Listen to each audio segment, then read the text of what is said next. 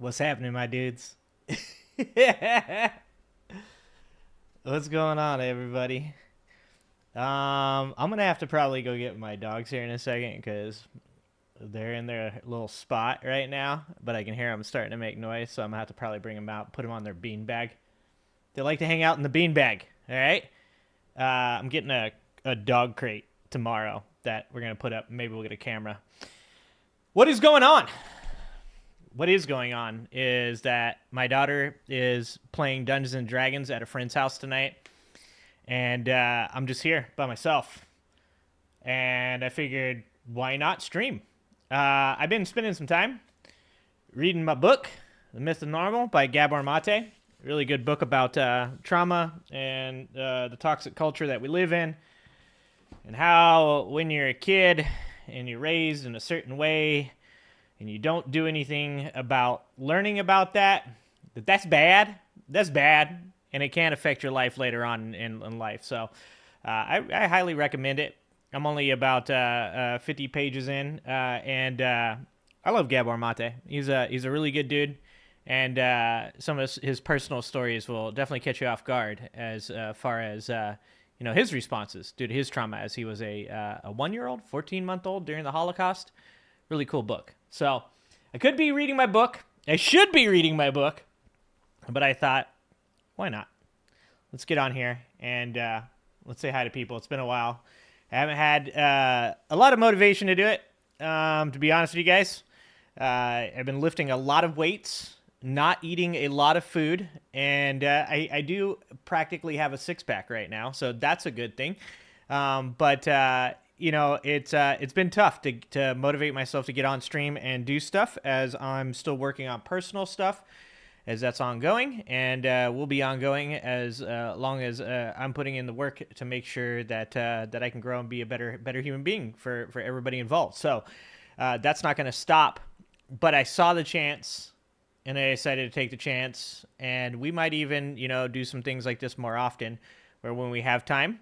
My daughter is a very busy young lady that really gets out there and gets shit done. So on occasion, she's going to be, off doing stuff, and maybe we'll be popping on here and saying hi to you beautiful people. So let's see where we're at. Let's just say hi to everybody real quick, and then let's watch some videos and talk about some stuff. All right. What's happening, Etch? What's happening, Boku? Eating the cats.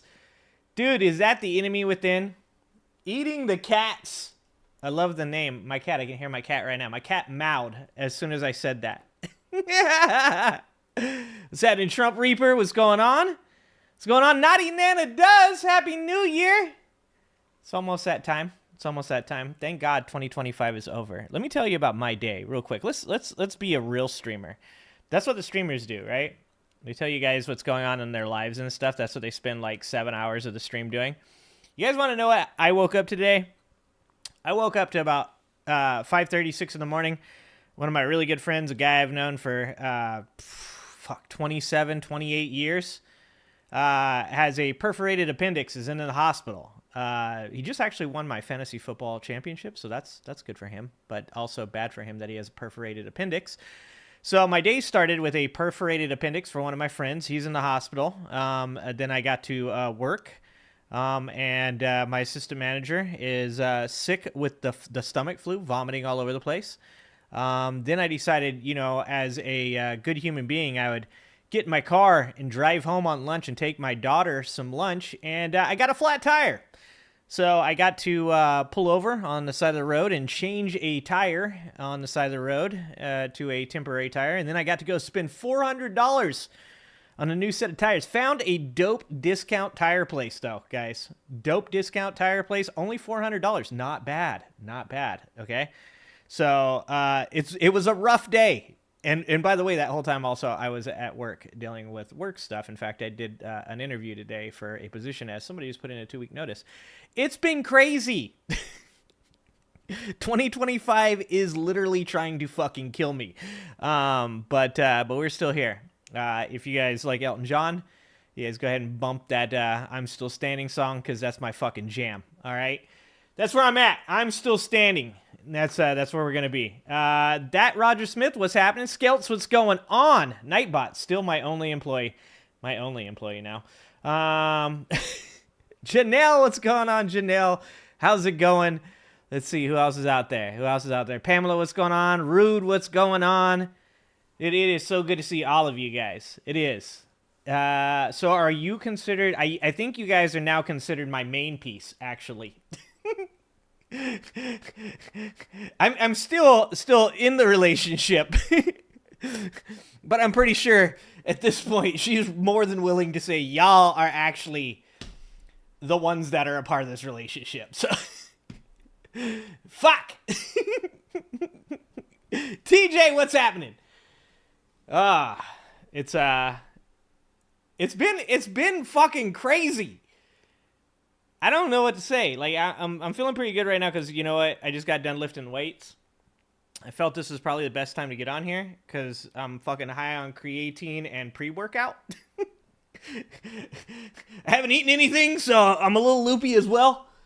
But we're here. We're not gay yet, but give it another couple weeks. Desperation will set in. All right. Every day I'm like looking over at some people. I'm like, well, that dude he's actually kind of good looking. I'd probably hit that. I don't know how much further I can go. TMI, bro. TMI.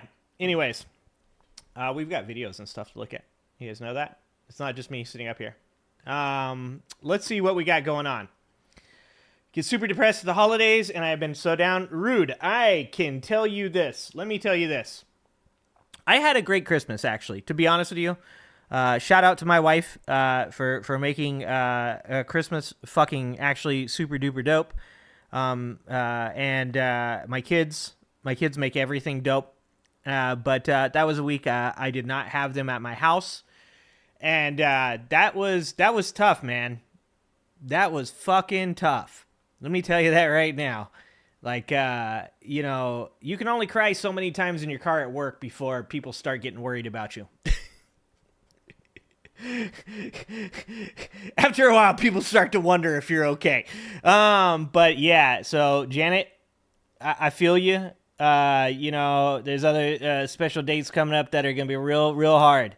But you know, a friend of mine told me when he was going through some personal shit, he said he had two words, and those words for him were rise above.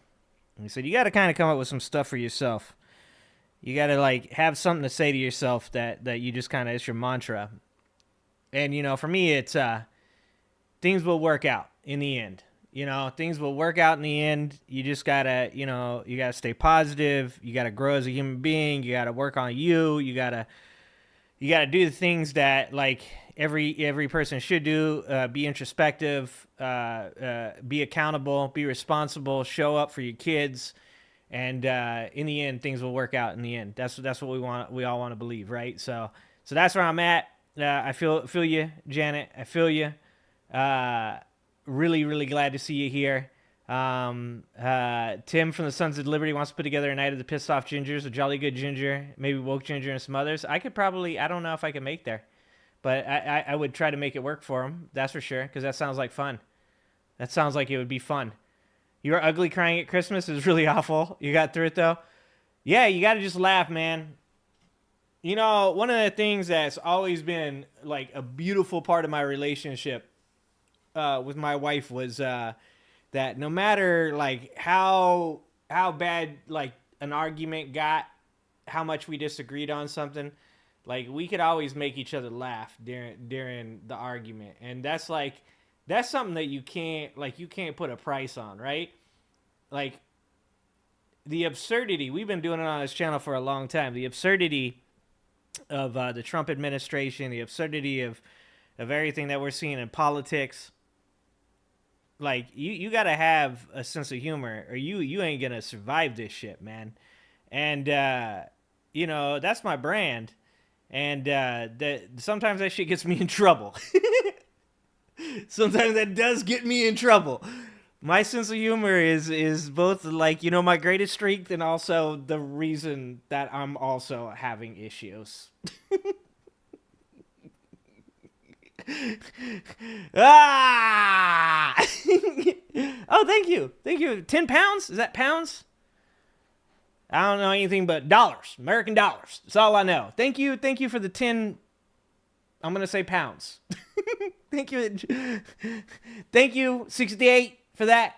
Jay, thank you, Jay, for the 10 pounds. Thank you so much. He hurts. What's happening? All right, the dogs don't sound like they're getting up right now, so at one point or another, we will probably have to go get them. But let's talk about some stuff. Let's not just listen to me cry like a little biatch up here on the stream. Let's go ahead and let's get to it. Can I still push the buttons? Dude, I don't even know how. I don't know what to do with my hands, guys. I don't know what to do with my hands. But it seems to be working. It seems to be working. That's what she said. Euros.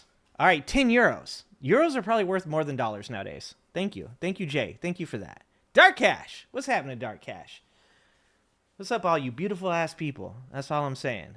$50? Enemy within? Dude, you're paying my rent. That shit's paying for my tires. Since you only recognize those dollars. Enemy within, thank you so much, man. One of these days, we're going to have to do something together, my dude. We're going to have to do it. I'm going to figure this shit out. I'm going to do it. I'm going to figure this shit out one way or another. It's all going to be all right in the end. You just got to be positive, man. You just got to have, you got to grow as a human being. You got to recognize your mistakes, be accountable, be responsible, be dependable, be trustworthy, show the fuck up. And if you can do those things, I think that it does. I think it all works out in the end, man. So, my dude, enemy within, we get a chance. If I can get through what I'm going through and do the right thing and make the right moves and help people and be the responsible adult that I'm supposed to be, then maybe one day we'll have some time and we can get together and we can do something. That'd be a good thing, my dude. Thank you for the $50. I really, really do appreciate that. Just leave your hands above the keyboard. I'm your smile today. Thank you, Naughty Nana. Thank you. That's one of the things that I think has been with me through my whole life is making people laugh, making people smile. That's what life's about. One of the things I always love about my wife is making my wife laugh. Making my wife laugh, making my kids laugh, making my employees laugh. That's the shit, man. That's the stuff that makes you happy. That's the things like I said, one of the things I think I've learned about a lot of this is that I've got a lot of personal success as far as where I've gone as a manager and what I've done professionally. And I feel good about those things. I feel, in a way happy, but not in the right way. Happy in the way of I did things right and I can provide. But the real way to be happy that I think I found from all of this shit has been investing in other people. Investing in your family, investing in your kids, investing in your significant other, investing in the employees, investing in the owners, and seeing those people happy really will make you a happy person as well. I really do believe that, unless you're Ben Shapiro. Yeah, you effing with some wet-ass P-word. Bring a bucket and a mop for this wet-ass P-word. Give me everything you got for this wet-ass P-word. Maybe not Ben Shapiro's wife, but anyways, thank you for $2. Email me. I stream when home. I'll bring you on. I'd love to do it. In me within I 100%. We will make that shit happen. Like I said, I don't want to make any promises to anybody as far as a timeline goes right now because things are still pretty I wouldn't say chaotic. My moods are chaotic. That's the truth. Shit is different every day, every hour. Every hour shit is different. I literally will wake up at 5 a.m, let the dogs out, get them out to poop. Shit'll be okay. I'll hit some weights, hit the job about 7:30, feel okay for about half an hour, 45 minutes, and then that shit sets in, and next thing you know, you're ugly crying in your car. Then 1 o'clock hits, and you're like, actually, I'm okay again. And then 5:30 hits, and you're like, yep, I'm depressed again. Shit is a roller coaster, guys. Here, let me just say this. Let's just say this right now. Let's go back to Big Me, and let's have a fucking public service announcement. Let me have a public service announcement for all the dudes. This is, women, this is not for you. Maybe my non-binary homies, my trans homies, you might want to pop into this conversation too, because this might be for you. Lesbians, women that are lesbians also. Y'all can listen to this too. Let me just fucking say this right now. If the trash needs to be taken out, you need to put the fucking AirPod down. You need to get up out the computer chair. You need to walk your ass on over to that trash can and take out the fucking trash before you end up in my position. All right? If your wife asks you to fold the goddamn laundry and you have not, go get the fucking laundry right now. Bring that shit out to your computer. Fold that shit while you're watching me. Okay? Like, it's going to be good for all of us. All right? If you just got home from work and you just walked straight into your house and you sat down at your computer and started watching this stream and you did not say hello to your wife, kiss her on the forehead or hug her or tell her how much you love her, go ahead and get up off your ass and go do that. Let me tell you, that's the shit. That's the shit that we fuck up.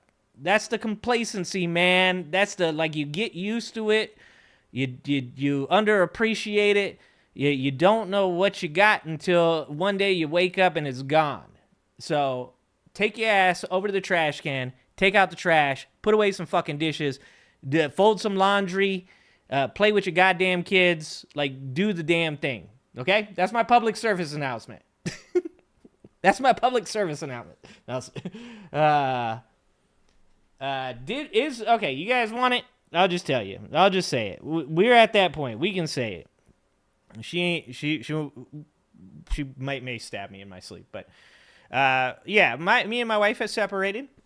She's in another place right now. We are working on things, and you know, we've been together for 24 years, man. We grew up together, man. Fucking our 20s, you know, were drinking and partying and learning to be human beings together, and learning how to be in relationships together. We got together real young, and then our 30s were learning to be, you know, new parents and learning to be homeowners and learning to be professionals in our chosen jobs. And once again, we used each other to learn those things, man. We used each other to learn those things. And now, you know, we're in our 40s, and our kids are, you know, one of them's almost a teenager, one is a teenager. And we've entered a new portion of our life that, you know, has a whole new round of things to learn. And, you know, it comes with a 24-year relationship that starts when you're, you know, just out of high school and fucking barely 22 years old. You know what comes with that? A lot of baggage, dog. A lot of hurt feelings, a lot of mistakes, a lot of badly chosen words. There's a lot that comes with that, man. There's a lot that comes with that. And I'll tell you this right now. You know, people say, if I go back in time, I wouldn't change anything. That's not me, dog. If I go back in time, I'd change a whole lot of shit. I'd change a whole lot of words. I would be a better, more well-rounded human being. But that's not how I grew up. So that's, like I said, that's why I'm reading this book right here. This book explains a lot of that shit to you. Gabor Mate will explain a lot of that shit to you. So that's where I'm at. I get my kids. I got one kid 1 week, the other kid the other week, and then I got both of them for a week, and then 1 week I don't have them, and that week is rough. Holy shit, that week is rough. Being alone in a house where you're used to people talking, and whew, that is no joke, man. You don't want to be there. You don't want to be there, so take out the fucking trash. Don't argue with your wife about taking out the trash. Look, I know. I was there. You want to debate, bro. You want to talk about, like, you're fucking telling people. Like, you're like, I actually bring home the paycheck and I do the work. And she needs to do the dishes. And she needs to take out the trash. Just take out the fucking trash, dude. It ain't that goddamn hard. It ain't worth it. Just fucking take out the trash, my dude. I'm telling you right now, this is about to become a men's fucking mental health channel. I'll start giving y'all some fucking marriage fucking counseling. Also, go to therapy. I'm in therapy right now with a dope ass therapist who calls me on my shit and also has helped me learn that some of the shit that like I thought was like I was doing wrong, actually I was doing okay. So, you go to therapy, man. Especially if your wife says that you should. If your wife says to you, like your ass should be in therapy, you probably just want to go ahead and do that. Just fucking check it out. Look, y'all know me. You know how much I talk. Some dudes, they start going through a separation or a divorce, and they're out paying women for sex. I'm out here paying dudes to talk to me. Best $60 I've ever spent. Fucking just sitting there, just talking to the dude, being like, hey, man, so I say some dumb shit every once in a while. Like, can you help me with that? Can you, like, let me know, like, what I should have done better than that? Because my wife tried to tell me, but I was not listening. That's the problem. Oh, that's the problem. Thank you. I figured that had something to do with it. Maybe we should stream my therapy sessions. They're pretty lit, just so you guys know. Yeah. Anyways, what's happening, Benny? Benny, you got to see your namesake. We have a dog named Benson that we call Benny. And she's a beautiful pupper, and she's really, really intelligent. But she's not here right now. So anyways, that is what's going on. So, like I said, I thought about streaming the week that I didn't have my kids, but god damn was I depressed. That's real shit, man. Talk about your feelings. Talk about, like, how that shit actually happens, man. Let me tell you this. When nobody's home and your kids are, somewhere else, man, and, they're busy with their lives, like, being home alone, that shit's depressing. So, Cinder Baby Come Back by Player, that will work. Okay, look, I've had enough bad advice already, DJ. Look, I'm already, like, and we are still talking. Like, my wife is a beautiful, wonderful, amazing human being, and she's about as patient as they come. And, really, at the end of the day, like, man, I can't be thankful enough that this is the person that I fucking weird to say, but I can't be thankful enough that this is the person that I'm going through this with. Right. Like that's a strange thing to say, but like me and my wife have never yelled at each other, rarely insulted each other. And we've always been able to conversate and talk. And there's a lot of shit that I'm still learning as a human being about, like, how to, like, be an adult, to be fucking honest with you, at 46 years old. So, like, yeah, I'm just really happy that, the person on the other side of the table that's attempting to heal herself. A lot of the shit that I learned from this is that, like, being outside of the relationship makes you realize some shit that you never really did before. Like, when, I come from a really traumatic childhood, right? I'm gonna pimp my dude's book one more time. The Myth of Normal, Gabor Mate. Talk about your childhood. I come from a pretty traumatic childhood, and, I tend to think that when I see other people that grew up in, middle-class homes, upper-middle-class homes, like, that they don't have the same trauma, or, like, they should be better off than me or whatever. But, on the outside looking in at the stuff that my wife has dealt with on a personal level with family and stuff like that, like, now I see, like from the inside, like I spent a lot of time trying to be friends with people, you know, to make the relationship work.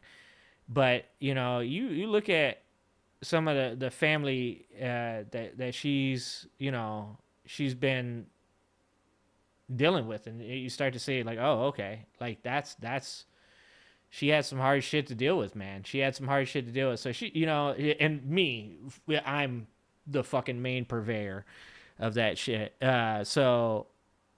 know, she's got it. She needs her time, man. She needs her time, and you know, sometimes like it's hard, and I flip flop on that shit. And I want her back, and I want her in the house, and fucking, you know, I press too hard and fuck shit up. But she needs time, and she needs to be able to do her shit and think her way through her stuff, and you know, heal as a human being. And I'm over here doing my shit as well.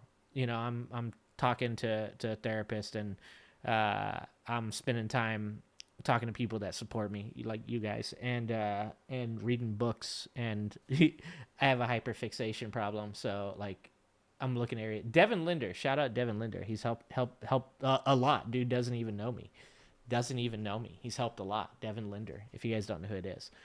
It's hard not to become complacent when you've been married for a long time. Work is key. Yeah, let me just tell you this. This is one of the things I came to. This is just turning into a fucking talk about my marital problem stream. People are like, where are the politics? We'll get to that in a minute. I got time tonight, apparently. Where's Woke Mike when I need to talk to him? One of the things I think I learned from all this is, you know, I used to say, like, human beings weren't really meant to be in super long-term relationships, because I always thought, like, you know, like I've looked at all these people that have been in long-term relationships, and they all like hate each other, or they're in a marriage of convenience, or they get divorced or whatever, you know.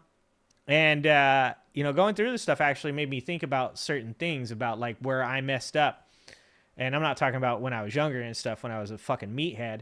I'm talking about where I messed up as I got older and became complacent, and, you know, underappreciated certain things, kind of stupid shit. Like, you watch videos or read books or articles, and it's like, you know, your marriage should be 50-50. Like, if you're working on you, she should be working on her, you know. And then you learn shit. Like, sometimes that's not true, man. Sometimes it's 80-20. Sometimes it's 100-0. Sometimes it's 60-40, and sometimes it's 50-50. And the hope is that over the long term of the relationship, that it's 50-50.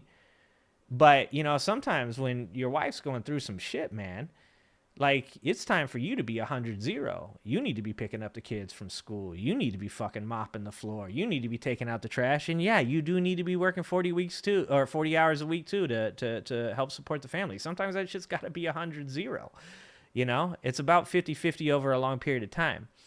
But the thing that I was thinking about, that's just a side topic, was people in long-term relationships that don't grow, that don't evolve, that don't change, they become complacent. You know, you go through the same shit. This is one of the things my wife talked about, like just wasting time, man.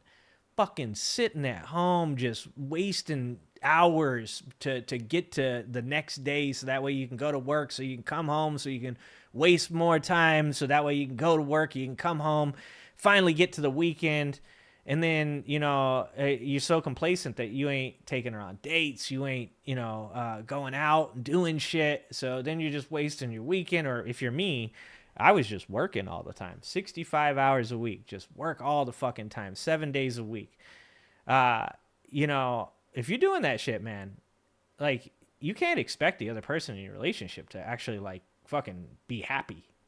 You know, you gotta understand that person, like, they're just literally living a life to work, and then, you know, to sit around and wait. Like, that's it, while you're off doing shit. Like, that shit don't make no sense. So, like, specifically, I'll use my relationship as an example. You know, my wife evolved into being this adult family person that wanted more, you know, family time and shit like that, if I can speak for her on the subject. And wanted more, you know, engagement, and wanted to do things.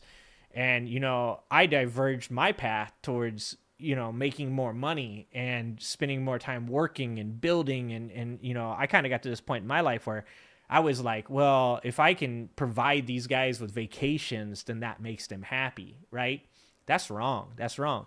And so, like, you have to recognize that as you grow and evolve with your partner, that if you're not communicating well, if you're not asking what they want, like, from life, where they want to be in life and shit like that, like, you think you're, like, walking along the path right next to each other, but, like, actually, you went off the path. You left the path, man. And she or he, they're walking straight down the path, man. They're by themselves now. They're alone, and you're off in fucking La La Land, jerking off and fucking, talking about how amazing you are, that you work all the fucking time, and you provide people with vacations. You're going on the vacation, and you're laying on the fucking couch because you're so burnt out and so tired and so fucking depressed. Meanwhile, your wife is off doing fucking, things by herself because you're fucking burnt out. Like, you got to grow and evolve as a human being. You do. If you don't, then you can't make it in a long-term relationship, because you can't be the same person you were in your 20s. You can't be the same person you were in 30s, and you can't be the same person you're in 40s when you're in your 50s and 60s. You got to grow and evolve, make life new, change things for people, make them feel better, make them feel interested, keep things exciting. My wife said, this dude, John Deloney, said, you got to always be dating your wife. Yeah, a lot of shit that just, like, in one ear and out the other because, I was too burnt the fuck out. But that's what, that's the goddamn thing. Could you do a PSA for Tim from Sons of Lyrian telling me you should do a video montage modeling his SOL t-shirts to the song I'm Too Sexy by Right Said Fred, appeal to the money. Janet, we're gonna have to make that shit happen, okay? Gonna have to make that shit happen. All right, look, the fucking replay of this is gonna be out of control. People are gonna be like, why did this guy talk for like 40 minutes about his relationship? What is going on with this guy? Let's get it started. Let's get it started, guys. I love Tesla. Let's fucking do it. Let's watch some shit. Let's make fun of some shit. Let's talk about some stuff. I'm gonna still make jokes. Still gonna make jokes. I'm still gonna drink my old man sparkling water. Okay, my daughter has told me that I'm an unk. An unk. That is what I've been referred to, is an unk, guys. All right. Let's see where we're at. Let's do the damn thing. Let's talk about the stuff. Let's start, because I'm a little behind, guys. I am a little behind. By a little, I mean way behind on all of this stuff. I missed the like 18-minute long Trump ADHD speech where he was just like yelling about shit. But one of the things that recently I saw was this little bit, okay, where apparently Trump talked about his ballroom, and a lot of people are saying that this gives like 2-year-old, 3-year-old vibes. 2-year-old, 3-year-old, maybe 5-year-old vibes. You gonna talk about his favorite dinosaur or how fast he can run in these sneakers? Dude, this is the only thing about Trump's administration that is worthwhile is seeing this man flail. So this is a little bit of backstory here. Let's get up here. This is a BuzzFeed article. Okay, so back in July, President Donald Trump announced plans to build a $200 million ballroom at the White House. Look at that picture, dude. What the fuck is that? $200 million ballroom. Then in late October, the East Wing of the White House was suddenly demolished to make way for the project, which had ballooned to the cost of $300 million to be paid for by the president and some of his friends. Some of his friends. That's. Imagine if Obama did that.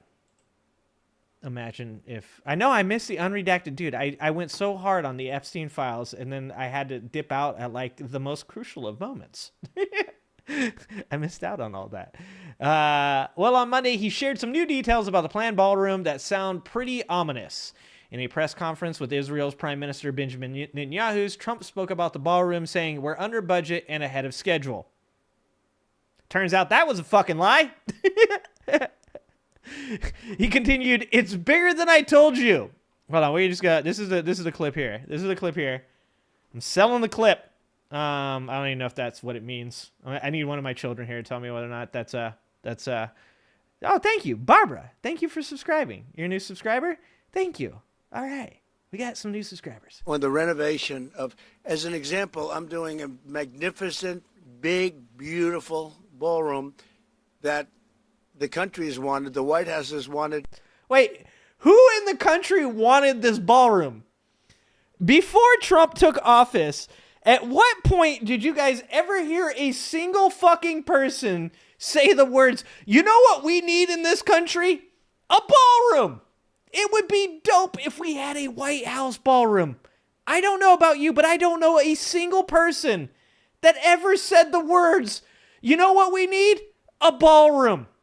Not even at like their house. I'm doing a magnificent, big, beautiful ballroom that the country has wanted, the White House has wanted for. Even fucking Benjamin Netanyahu's looking over at Trump right now going, "Is that true? Did people say that?" Even fucking Israel's Hitler. Fucking, he's sitting there just like staring at Trump like, "Are you sure they asked for that? Did you hear them wrong?" Yeah, can you imagine if Biden did this? Dude, if Biden destroyed the East Wing, this shit would be over. It'd be 25th Amendment immediately. 150 years. It's a massive job, and it's a tiny fraction. Oh, this is a massive job. It's a massive job on the American people. Of that number. And we're under budget and ahead of schedule. Now, it's bigger than I told you. It's you know. That's what she said.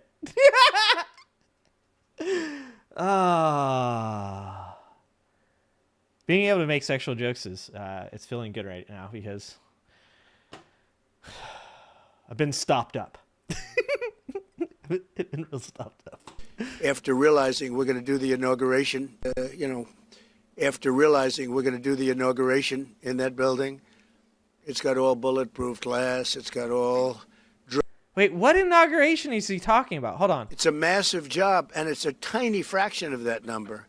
And we're dude, it's over the fucking number. Under budget and ahead of schedule. The data collection system will be just like the one built in Israel, 9 stories deep. Is that what they're doing? I thought that they were building a doomsday bunker underneath the East Wing. For receipts, check out the Dre dossier. I'm going to check that out. I would not doubt that, though. I thought that they were just creating a doomsday bunker. Now it's bigger than I told you. After realizing we're going to do the inauguration in that building. What inauguration is he talking about? What is he talking about his third term? It's got all bulletproof glass. It's got all. Wait, doesn't the rest of the White House already have bulletproof glass? Why is that any different? That's not anything different than the rest of the White House. It's all bulletproof glass, right? All drone, they call it drone-free roof. Do they?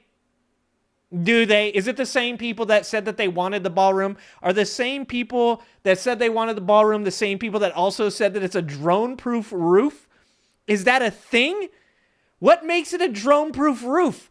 Does it have lasers on top? Does it have turrets?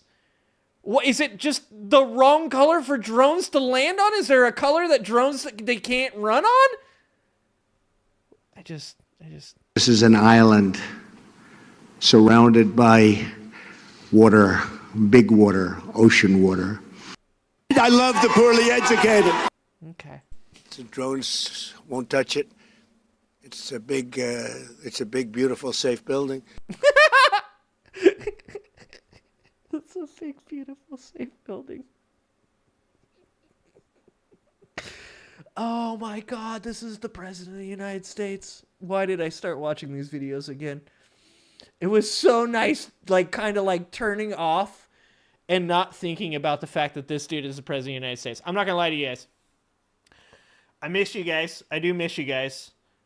But I do not miss knowing that this guy is the president of the United States of America.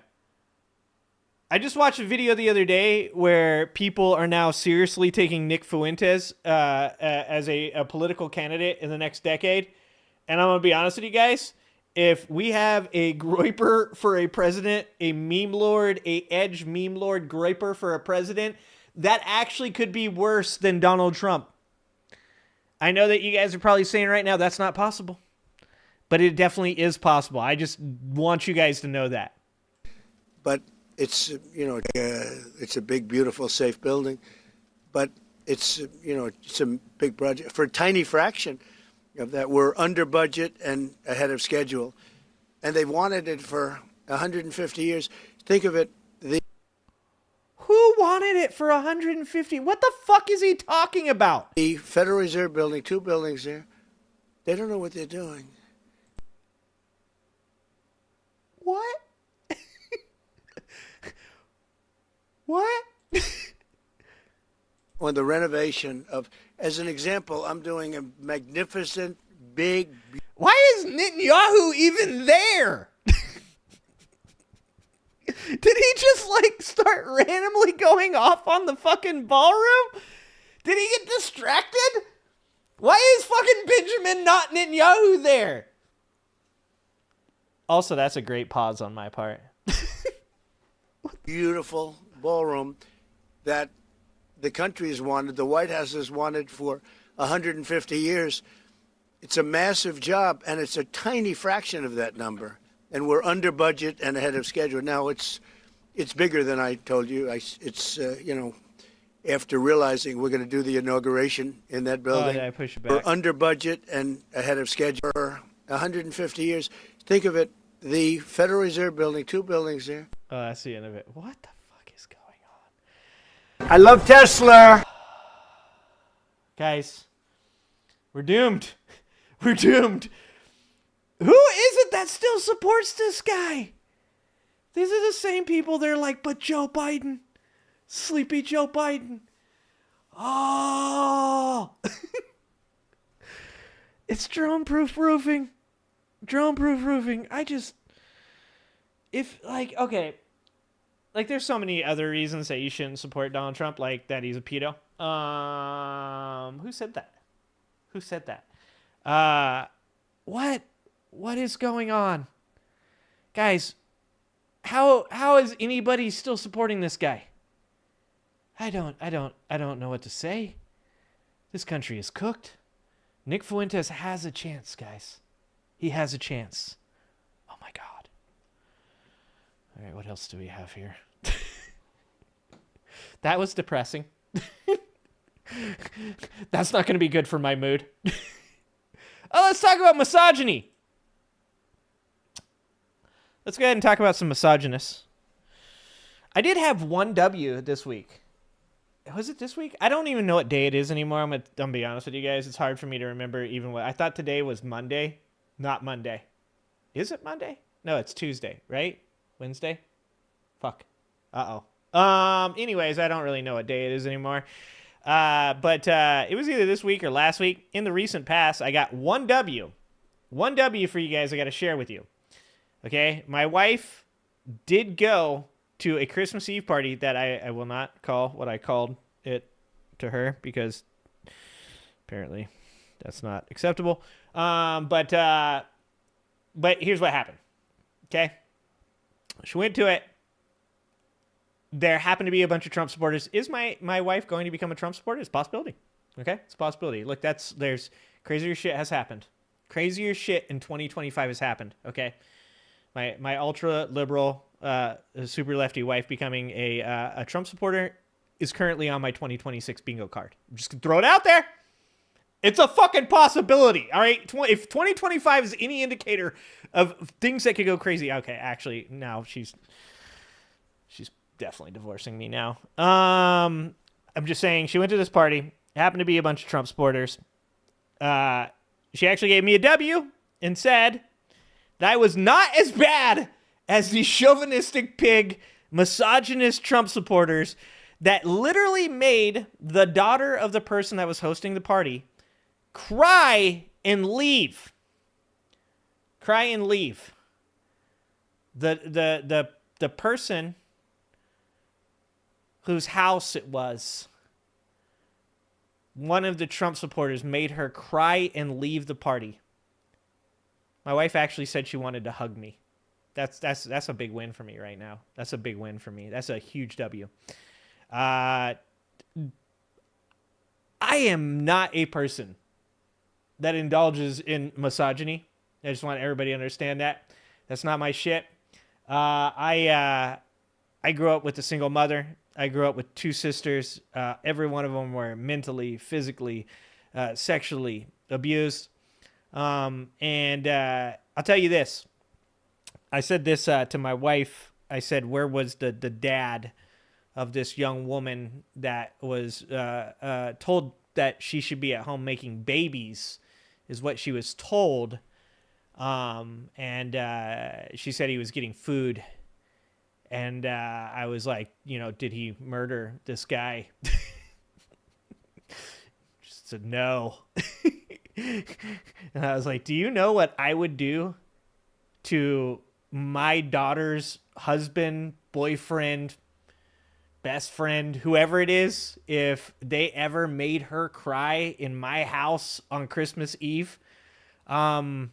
I would use the pavement like a cheese grater, and his face would definitely be the mozzarella. Okay, that you make my daughter cry, and I will make you cry a lot for a long time. I don't play that shit, man. Well, that's gonna be used in court against me. I'm just drinking water, just so you guys know, too. This is just how I am nowadays. I have not been... I usually drink tequila and sparkling water. That's my shit. Last 3 months, barely have touched a drop of alcohol. Feel great. Haven't been eating fast food. Feel really good. Feel really healthy. So anyways, is she joining the call? It's on my bingo card. That's all I'm saying. And also, just for saying that, she's going to divorce me. I am so done ski. I'm trying, but the jokes, please don't kill me. Also, she's going to just come here one day and just murder me in my sleep. She's going to finally be she's fucking you know how I'm fucking tired of your shit. Just pillow over the face. And I'm just going to let it happen, to be honest with you. Actually, just bring it. Bring it, please. Yes. Yes, mama. Fucking put me out my misery. Fucking put me down. Give me those chemicals that they give the dude on death row. Anyways, so speaking of, look, I'll be honest with you guys. I did give these women some shit when this first happened. When the Blue Origin astronauts went into space. Well, I did and I didn't, actually. I was one of the few people that was like, I don't know why people are that mad. But I was like, look, this is bad timing, all right? This is bad timing. Why are we going into space right now when people are like, the economy sucks and shit's kind of bad? This is probably the worst time to be going up in a billionaire's spaceship and then coming down and being like, don't you peasants wish that you guys were as cool as we were? So... Now, the other side of that was I did say, and you guys can go back, this is on stream or on a video somewhere, I did say that people overreacted. I was like, it is super cool. It was dope for these ladies to get to go up there to do that. I wish I could have done it, to be fucking honest with you. And that people were overreacting and kind of being assholes about it, right? Now, my wife, at that time... was like, you should check out this lady. Like, she actually has a really dope story, and you should stream it. I don't remember if I did or not, because once again, we don't want to get into my issues about listening. But there's a chance I did. Another one I got to go back in time. But this lady actually is a dope human being. Her name is Amanda Wynn. She's a bioastronautics research scientist and activist, and she was on board the New Shepard when it went up in April. So... she ended up getting a ton of harassment. And just so you guys know who she is, okay, she was born 1991, 92, Vietnamese American. She's a social entrepreneur, a civil rights activist, and she's an astronaut. She founded RISE, a non-governmental civil rights organization that works to implement a sexual assault survivor Bill of Rights. She drafted the Sexual Assault Survivors' Rights Act, a bill that passed unanimously through the United States Congress. She's also been credited with kickstarting the movement to stop violence against Asian Americans after her video calling for media coverage went viral in February 2021. In 2019, she was nominated for a Nobel Peace Prize and was named the 2022 Time Woman of the Year. This lady is a dope human being. And she's also a great survivor at Harvard. We have a absolute fucking moron for a president. And this is the person that's getting given shit. This is the person that these people are choosing to go out of the way to take time out of their day to type with one finger at a time an angry message about her being happy. That's insanity. Ella says, I've always wanted to be an astronaut, but it's not just the same anymore. It's all pay to play. I miss the days of the shuttle. Me too. Ella, when I was little, I wanted to be an astronaut. That was my thing. And I tried to join the Air Force. I was Air Force ROTC, but I was a bad kid. I didn't go to school. I did a lot of push-ups, and I ended up not being able to join the Air Force. In fact, I was lucky I graduated high school. But yeah, I wish I would have too. I wish I could have been an astronaut as well. So a Vietnamese American astronaut has opened up about the depression after she received a tsunami of harassment following the world's first all-female space trip earlier this year. Amanda Nguyen, a 34-year-old scientist and civil rights activist, was part of the 11-minute Blue Origin space flight, which also included pop star Katy Perry and Bezos' wife, Lauren Sanchez, among his crew. Look, I don't give a shit. You can give Katy Perry shit. You can give Bezos' wife shit. Like, that's understandable. I mean, Katy Perry, wasn't she married to Legolas? I'm pretty sure she was. But, like, why would you... Like, you shouldn't attack anybody. I'll be honest with you. No one should be sending any fucking angry messages to any of these women, period. But, like, you picked this one? This one? The much derided flight was criticized by some for its expense and environmental impact. And I understood, like, that kind of stuff. Like I said, it was bad timing for the flight and stuff. But to be honest with you, like, it's still pretty dope for these ladies to get to do this. Speaking about the experience, Miss Nguyen, who became the first Vietnamese woman to go to space, said the backlash saw her dreams buried under an avalanche of misogyny. Like, you can only imagine what this woman was getting. And let's just be honest. These people are the same people that my wife encountered at that Christmas party. They are Trump supporters. They are racist. They are misogynists. They are assholes. And thank God my wife was like, actually, you're not that bad. I met these dudes and you actually went up a notch. That felt good. That felt good. It felt good. In a statement posted on Instagram, Miss Nguyen said that when fellow crew member Gail King, a U.S. news anchor, called to check in on her in the days following the flight, she told her, my depression might last for years. That is fucking sad, man. That is sad. This is like a person who literally has done so many good things. Why? Why? Because you're jealous? Because you're mad? Because she's a woman? It's fucking insane, dude. It's insane.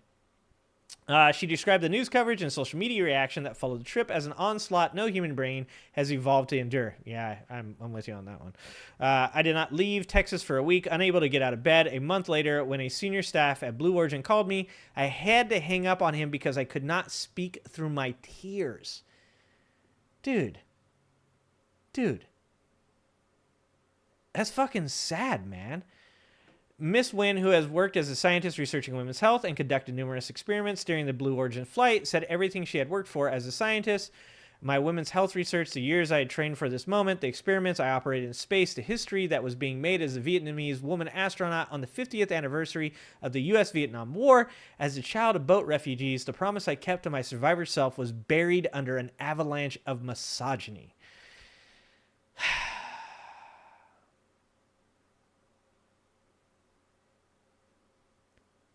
like I said, like, it's fine to make jokes about Katy Perry going into space. It's fine to make jokes about Lauren Sanchez going to space. You know, it's even fine to make jokes. But, like, this woman, like, was actually doing something. Like, she went there because she was an astronaut, because she was a scientist, because this shit meant something to her. And this is how we respond. And this is why dudes that haven't done shit get bad fucking reputations. This is why women think that even men that haven't done these things could end up doing these things. Because you give a bad rap to all of us.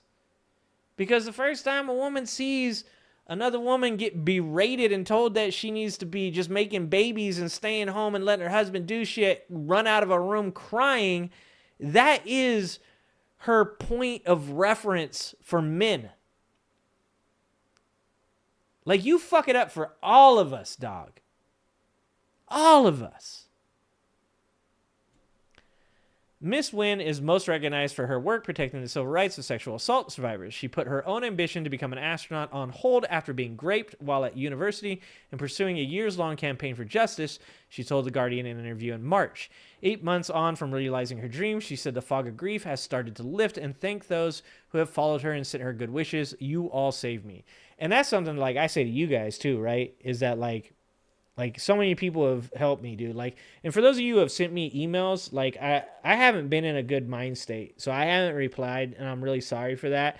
I really appreciate your guys' support, but, like, it's really hard for me to be in a good mental state and, like, reply to people and stuff right now. And just, like, reading your emails even, like, makes me fucking cry, man. So, like, you know, I appreciate you guys, and I just want you guys to know that. And, like, that, you do make a difference for people. Like, standing up, speaking out, like, you make a difference. So just remember that. Like, when people are sending, like, these hate emails and all this shit, just remember that, like, if you are a good person that is sending her support and words of appreciation, that does make a difference. And you should do that because it's very helpful to people when they're going through hard stuff. She added that despite the backlash, there has been overwhelming good that has come out of the flight, listing the media attention brought to her women's health research and opportunities to meet world leaders in relation to her advocacy work. The Blue Origin New Shepard rocket lifted off from its Texas launch site in April and took the 6-woman crew on an 11-minute flight, which crossed the internationally recognized boundary of space. The crew also included space engineer Aisha Bowe and film producer Carrie Ann Flynn. The New Shepard rocket does not require human operation and is fully automated. That's pretty trippy. Like, we got to be better, man. Uneducated people love me, exactly. I love the poorly educated. You know, yeah, a lot of women have become very skeptical of the men, especially the misogyny under Trump's administration. And I think that, like not to give myself even a fucking pass, you know, like, but I think even, you know, you think about, like as a dude, like, you try to get out there and, you want to be masculine. You don't want to be toxic masculine, right? Let's put it that way. You want to be a masculine male, but you can't. Because if you do, there's so many toxically masculine motherfuckers out there just messing it up for everybody else that you're bound to end up in the same category. You're fucking it up for everybody, dog. Like, be better. Grow as a human being. I'm not even saying, like, you know, I'm sure I've said stupid shit. I'm sure I've said things in the presence of my wife that I would regret if it was ever repeated back to me in my own words. And actually, I've heard that shit. I know that my wife has told me that I've said stupid shit. Thinking I was funny, or at the time thinking that I was right. You know, like, you're fucking it up for everybody. We got to be better, man. We just got to be better. I had some other videos, too, that weren't specifically political.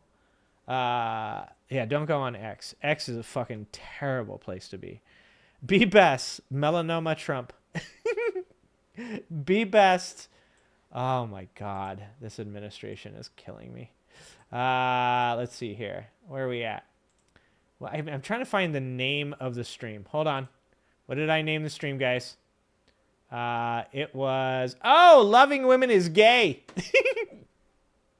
All right. Speaking of toxically masculine, garbage ass human beings, like Andrew Tate. I saw this video and I was like, oh, we are watching this shit. Let's watch this. This is good. Why would we not watch this one? We haven't seen anything from the Humanist Report for a while.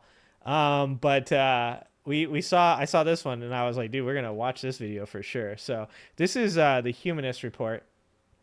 Why right-wing thought leaders think it's gay to have sex with women.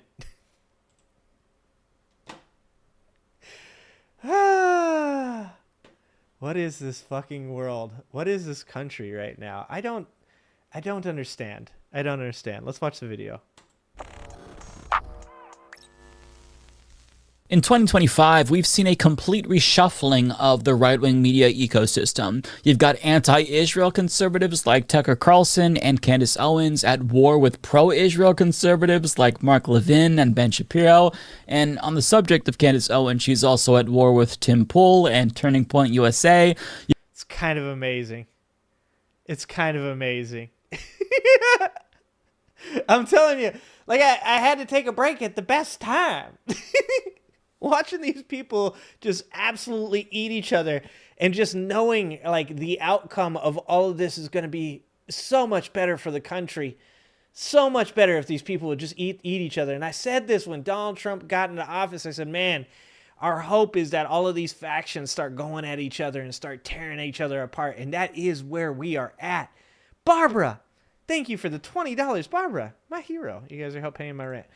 Thank you so much. $20 from Barbara. They are eating the dogs. They are eating the cats. In Springfield, they're eating the dogs. The people that came in, they're eating the cats. They're eating the pets.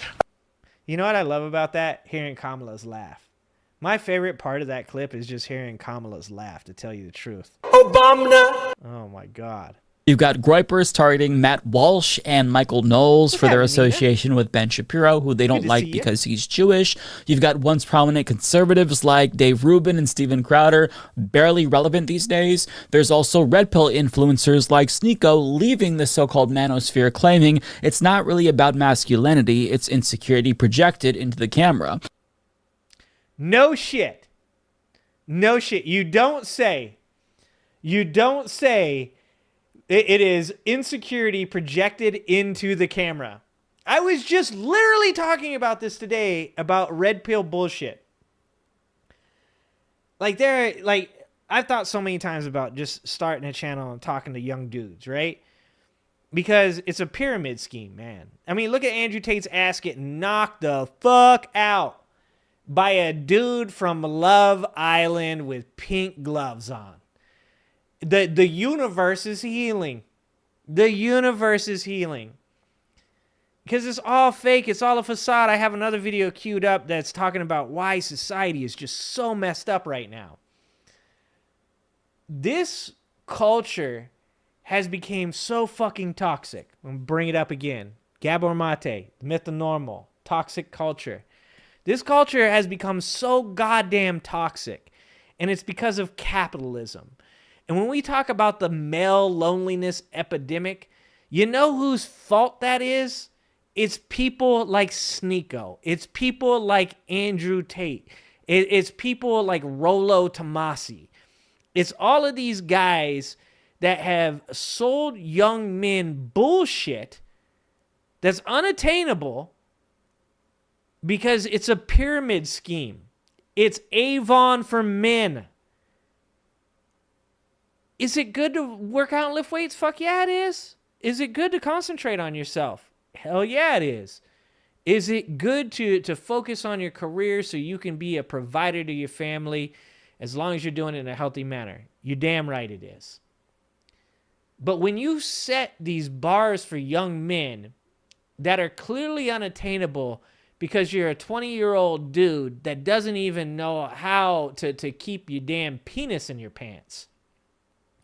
They're going to fail because you're not giving them any real good advice. You're not teaching them how to be men. You're teaching them how to be a thing, an idea. And then when they fail, you know they have to come back to you and pay you more money to join your Hustlers University because you're a failure now. You're a failure, so you need more of my help. And the reality is that, like, if you're a young dude out there, you know what you need to concentrate on from a dude that's fucked some shit up? You need to concentrate on being dependable. You need to be concentrating on being trustworthy. You need to concentrate on being a safe place for her to be able to share her emotions with you. You need to learn the 3 H's. You need to learn about, does she want to be helped? Does she want to be heard? Does she want to be fucking hugged, dog? And guess what? 90% of the time she wants to be heard. It's that easy. You shouldn't be listening to Andrew Tate's ass. You shouldn't be listening to fucking Myron Gaines talking about that you need to sleep with 50 women before you'll ever find the right woman. No woman wants you if you slept with 50 women, dog. You got STDs now and probably at least 3 baby mamas. Who the fuck wants that? Don't listen to these dipshits. Oh, thank you. $50? Ginny Ann, thank you. Ginny, thank you for the $50. You guys are fucking generous tonight. I'm coming back on Tuesdays. Gonna be here more often on Tuesdays now. Oh, and there's my bot. What's up, bot? Andrew Tate is a beta. Got his ass whooped by a dude from Love Island. I'm just going to remember to say that. On top of that, there's been a plethora of cancellations, too. You've got Alex Stein's Blaze TV show getting canceled, Dr. Phil's right-wing pivot imploding, Elijah Schaefer fled to El Salvador after getting sued by Kash Patel's girlfriend, and it seems like his show is barely hanging on by a thread. On top of... Say that one more time for me. Say that one more time. What the fuck? Phil's right-wing pivot imploding. Elijah Schaefer fled to El Salvador after getting sued by Kash Patel's girlfriend, and it seems Elijah Schaefer fled to El Salvador after getting sued by Kash Patel's girlfriend. Dude, what is going on? What is going on? I've told my husband women don't want you to fix her problems. We want you to listen. Yeah, and like I said, I'm no better than any other dude, man. I'm no better than any other dude. Like, you know, I constantly had that problem. Like, always wanted to fix shit, man. Always, and that's part of my problem. And you know what? Like, over time, you hope that like you can show to your partner that you've learned things and that you can be better and that like you can change and like that you can grow and evolve as a person.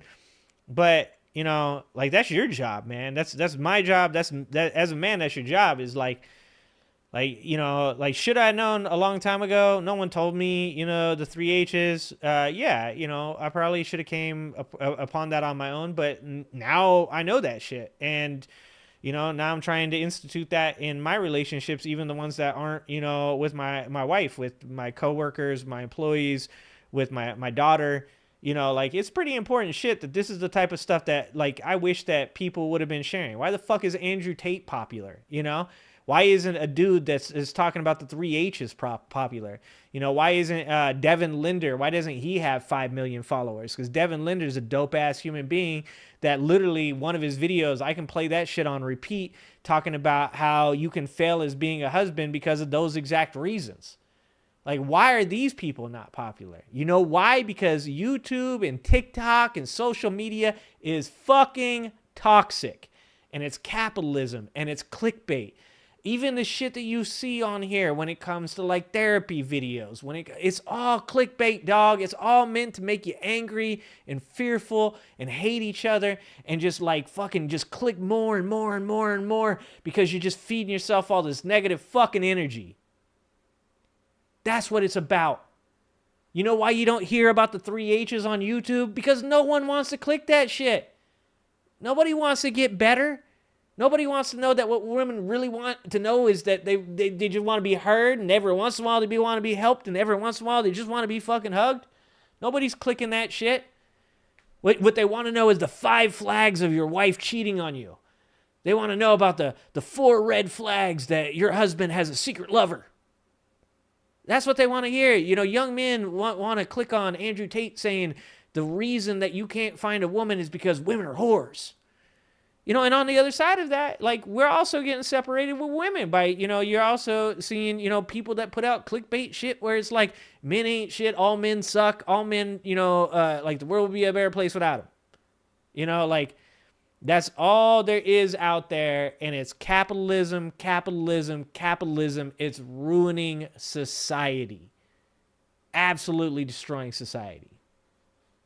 Like his show is barely hanging on by a thread. On top of that, new right-wing ventures like her take with Anna Kasparian already fell off thanks to egos and infighting and the abrupt exit of its main host, Jillian Michaels. There's also the Rogan sphere and just the podcast bro sphere in general, which lost a lot of relevance after they hitched their wagons to a fascist president whose approval rating is plummeting. Not to mention, multiple right-wing influencers have been plagued with serious health complications that's inhibited their ability to steer discourse. You've got Dilbert's creator Scott Adams suffering from prostate cancer. Jordan Peterson spent a month in the... By the way, the Dilbert creator literally begged on Twitter for Trump to let him use an experimental medication. And Trump, I believe he made that shit happen.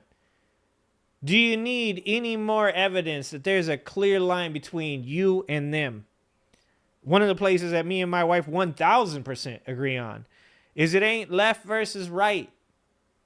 It ain't Democrat versus Republican. It ain't black versus white. It ain't woman versus man. It ain't gay versus straight.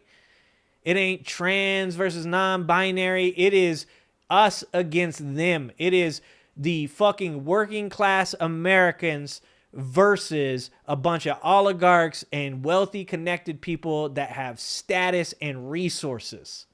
That's who it is. And if you need any more evidence, you go on Twitter.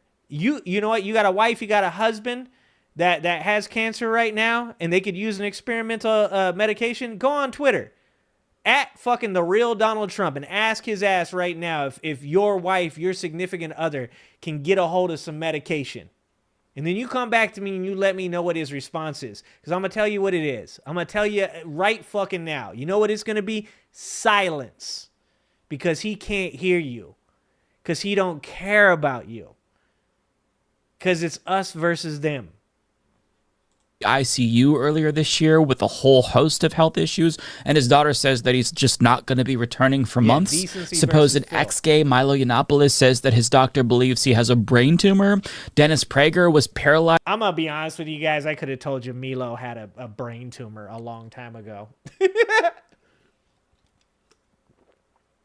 You don't need a doctor to tell you that Milo has a brain tumor. You just watch one of his videos. From the neck down back in November of 2024 and only made one public appearance this year, months ago, so he can scold Megyn Kelly for criticizing Israel. And I'm not a superstitious person. What did Jesus do to Dennis Prager? But if they started to question whether or not they were... What the fuck are we going to do about it? Angela, let me tell you this shit right now. I'm about this fucking far from losing the majority of things that I love in my life. And I'll tell you this right now. I'll do just about fucking anything to save that shit. And that includes fucking start popping off the revolution. If I ain't got no kids at home, if I ain't got shit here, like this shit, we ain't doing this shit. We ain't sitting around watching this shit happen. Trapped in a conservative knockoff of a Final Destination movie, I wouldn't blame them. And of course, the right lost one of its most prominent voices in September when Charlie Kirk was violently murdered. And Turning Point USA just hasn't been relevant as much with Eric. Dude, but Erica Kirk is so happy. Kirk at the helm, and it's being attacked by prominent right-wingers like Candace Owens, who are claiming that they betrayed Charlie Kirk. Not to mention other right-wing organizations like Moms for Liberty, which were prominent a couple of years ago, have also faded into obscurity due to internal scandals and electoral losses. And going into 2026, the online right-wing media ecosystem is looking so much different than it did even compared to last year. There's already new up-and-coming figures like Scott Pressler and Brylan Hollyhan, both both of which have been hailed as potential successors to Charlie Kirk. But I mean, they're seemingly being propped up by the GOP establishment, and they don't really seem to have that much authentic support among GOP faithfuls who are thirsty for more radical voices. So, nah, dude, it's the gripers. I'm telling you right fucking now. It is Nick Fuentes. I told you guys before I stopped streaming for a bit there, I told you guys, Nick Fuentes is the future of the Republican Party. They're mask off, dog. They don't care. Like, that dude literally said, your body, my choice, to women, and they're going to support his ass. You want to know why? Because that's real misogyny.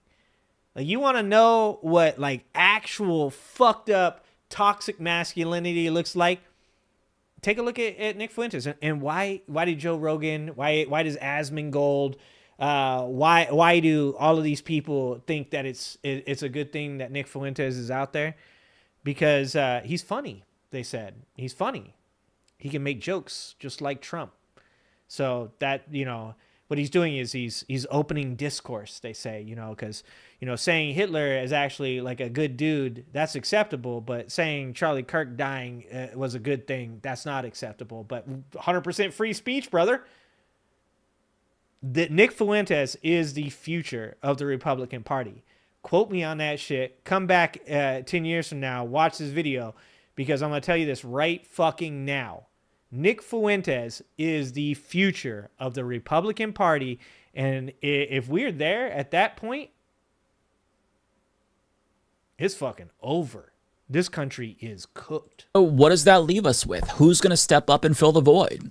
Well, it's still too early to tell, in my opinion, but it seems like a small handful of niche Nazi and Nazi-adjacent influencers will be the primary thought leaders in the right for the foreseeable future, unless somebody else who's not a Nazi rises to the same level of prominence as the Nazis currently.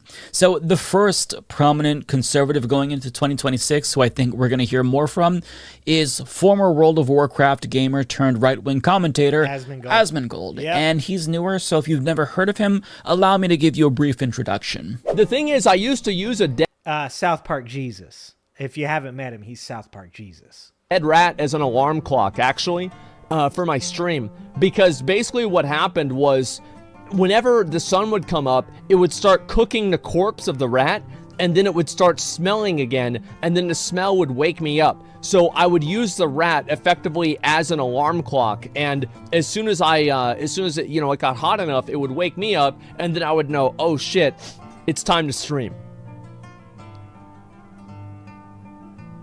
Have you guys ever done that before? No. Asmongold is like literally a representation of what happens to young men when they never go outside. Like, and there's so many young dudes right now. Oh, well, yeah, well, he's successful. Well, how much money do you have? Let me help you out, brother. Money ain't everything, dog. In fact, money ain't shit. You know how much money you need? You need enough money to put a roof over your head. You need enough money to feed yourself, feed your children, feed your family. You need enough money to get gas. You don't need that much money. But you know what you do need? You do need to go outside. You do need to socialize and create connection with other human beings, man. You do need to find empathy. You know, whether that's through yourself or if you're like me, like, you know, that you find a good person in your life that you connect with that can teach you what the fuck that means. Like, that's what you need. You don't need money, dog. You need to be a human being. You need to create connection. And the reason that shit's all fucked up right now is because people forgot that. Because we're on social media all day. Like, people are just fucking scrolling on their goddamn phones all the time. That shit is just eating away at your brain. And you wonder why we have Trump for a president. How fucking crazy is this? I just use my phone like everyone else. And if you're intrigued, the Surfs did a deep dive into Asmongold, so you can learn all about his interesting quirks, we'll call them. But the man you just watched is arguably the most influential right-wing commentator on YouTube aside from Candace Owens. And I think that he rose to prominence because, as off-putting as he may be to normies, his audience views him as authentic. And by that I mean he doesn't try to feign respectability or self-censor. He's a slob and doesn't pretend otherwise. And I think that a lot of young men who are lost right now, they see themselves in him. Most importantly, however, is the fact that Asmongold leans into his authoritarian and white supremacist views. He's echoed Nick Fuentes' call for the prosecution of the left. He's celebrated pro-Palestinian voices being censored, such as Mahmoud Khalil. And he's also referred to America as white people's land. So he's popular because he's feeding his audience unfiltered fascism and is... Yeah, and here's the thing. This is what I was just saying about Nick Fuentes. You don't even have to be real. You don't have to be real. You can be a facade. You can be fake. You know, Nick Fuentes is legit gay. Legit gay. Destiny, I'm pretty sure, sucked that dude's penis. That's what I heard. That's what the internet's told me. Don't judge me. TMI, it's not my fault. That's what the internet's told me. He's gay. Yet he talks like he's some kind of hardcore masculine dude that is, you know, all about, you know, being heterosexual and all that shit. Like, no, he's not. You know, he talks about being masculine. He's the least masculine dude you ever meet in your fucking life. Like, you don't have to be real. You just have to say dumb shit. Because where we're at in our society is you've got all these people that are addicted to content. They're addicted to extremism. They're addicted because really they're out of touch with humanity. You're no longer sensitive to the things in your life that matter. You no longer get any joy from the little things in life. You no longer like have like these moments with people that are so special to you. And instead you're just fucking cruising the internet just with your phone, just video after video, post after post, just looking for somebody that said some fucked up shit so you can go, huh, and then fucking change the channel. That's what's fucking going on right now. Guys like Asmongold, guys like Nick Fuentes, guys like Andrew Tate, guys like Donald Trump. Those people appeal to people because they just say out of this world shit. He talks about a rat cooking. You know, did he really have a rat cooking? Probably fucking not, but people they think it's funny. He had a roach crawling on him at one point. People were like, wow, that's crazy. They want a circus. They want clowns. They don't want leaders. They don't want people that are like actually like, you know, intelligent human beings that know what the fuck is going on. No, they want fun. They want jokes. They want edginess. And that's why we are where we are. You don't have to be real. You just Asmongold, Nick Fuentes, all these guys, they're not real people. They know their audience. They have audience capture. They recognize what they need to do. And they do it over and over again because it brings results. Thus able to scratch an itch that other commentators like Matt Walsh can't, because unlike his colleagues, Asmongold couldn't care less if he's welcomed into the broader conservative movement. He kind of just does his own thing and shits out his own thoughts that far-right extremists want to hear, and it's obviously working well for him. I kind of feel like he's a less ideological version of Nick Fuentes, but on the subject of Nick Fuentes, I'd say that he's probably the most influential and consequential right-winger going into 2025 in their whole media ecosystem, even though he's a lightning rod. And unlike Asmongold, he's learned to be able to hide the ball and kind of like keep his power level a secret and use more dog whistles more frequently in order to give himself plausible deniability and, more importantly, mainstream appeal. And it's worked like a fucking charm. And that's really scary because he also happens to be a Holocaust-denying, Hitler-loving neo-Nazi. And at this moment, you know, he has the entire Republican Party by the balls. If they denounce him, then they get attacked by his Groyper army and lose support from a large portion of their base. But if they embrace him, they gain popularity at the expense of establishment respectability, which they're going to need if they want to secure support from the biggest right-wing donors if they want to run for president. And there's some overlap between him and alleged sex trafficker Andrew Tate, who's an openly misogynistic man. Bro, look at that goofy bitch.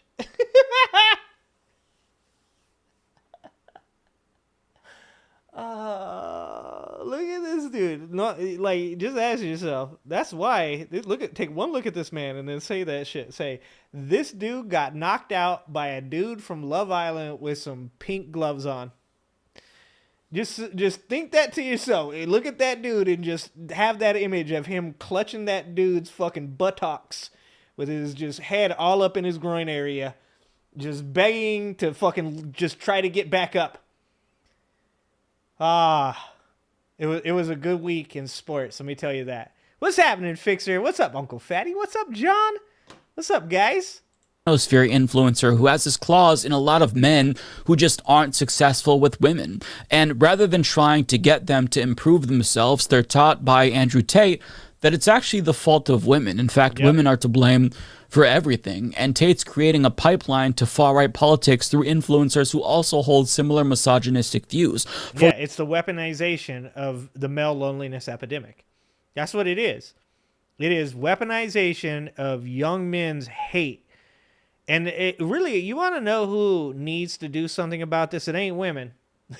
It ain't women, dog. You know who needs to do something about this? People like me. Men need to represent our side of this shit in a better manner. Men need to take young men under their wings and say to them, like, this ain't the way. It's not the way. Like I'm literally separated from my wife right now. Do I hate women? Fuck no, man. Like, some of the shit that she believes, that she's upset about, do I disagree with? Of course I do. We're human beings.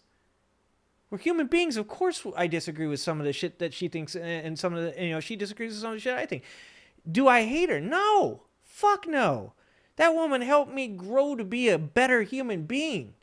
She's a part of my life. She's helped me to understand what it's like to fucking be able to express what I feel inside.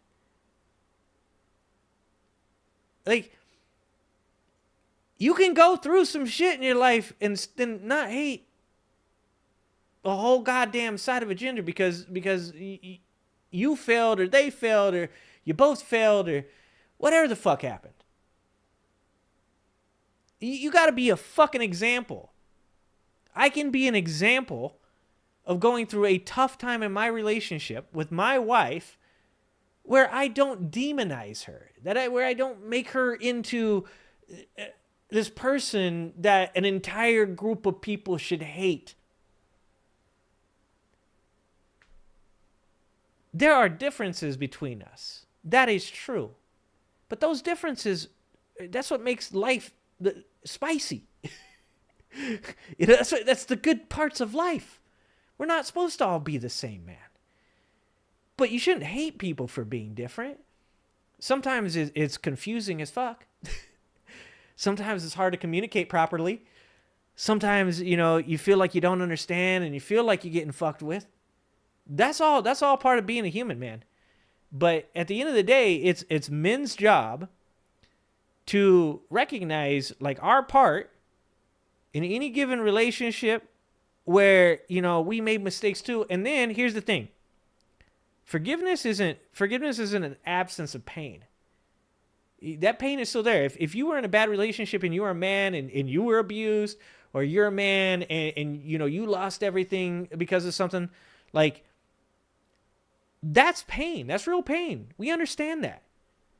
But forgiveness is making room to grow from that pain. You don't have to hate women. You don't have to put down women. You don't have to take that baggage with you. You can leave that baggage on the plane. You can just make room for growth. Recognize the shit that you fucked up. Recognize the times that you didn't set boundaries and she took advantage of you. Or you did set boundaries and she took advantage of you, and then you can move the fuck on. You don't have to continue this bullshit that we're doing.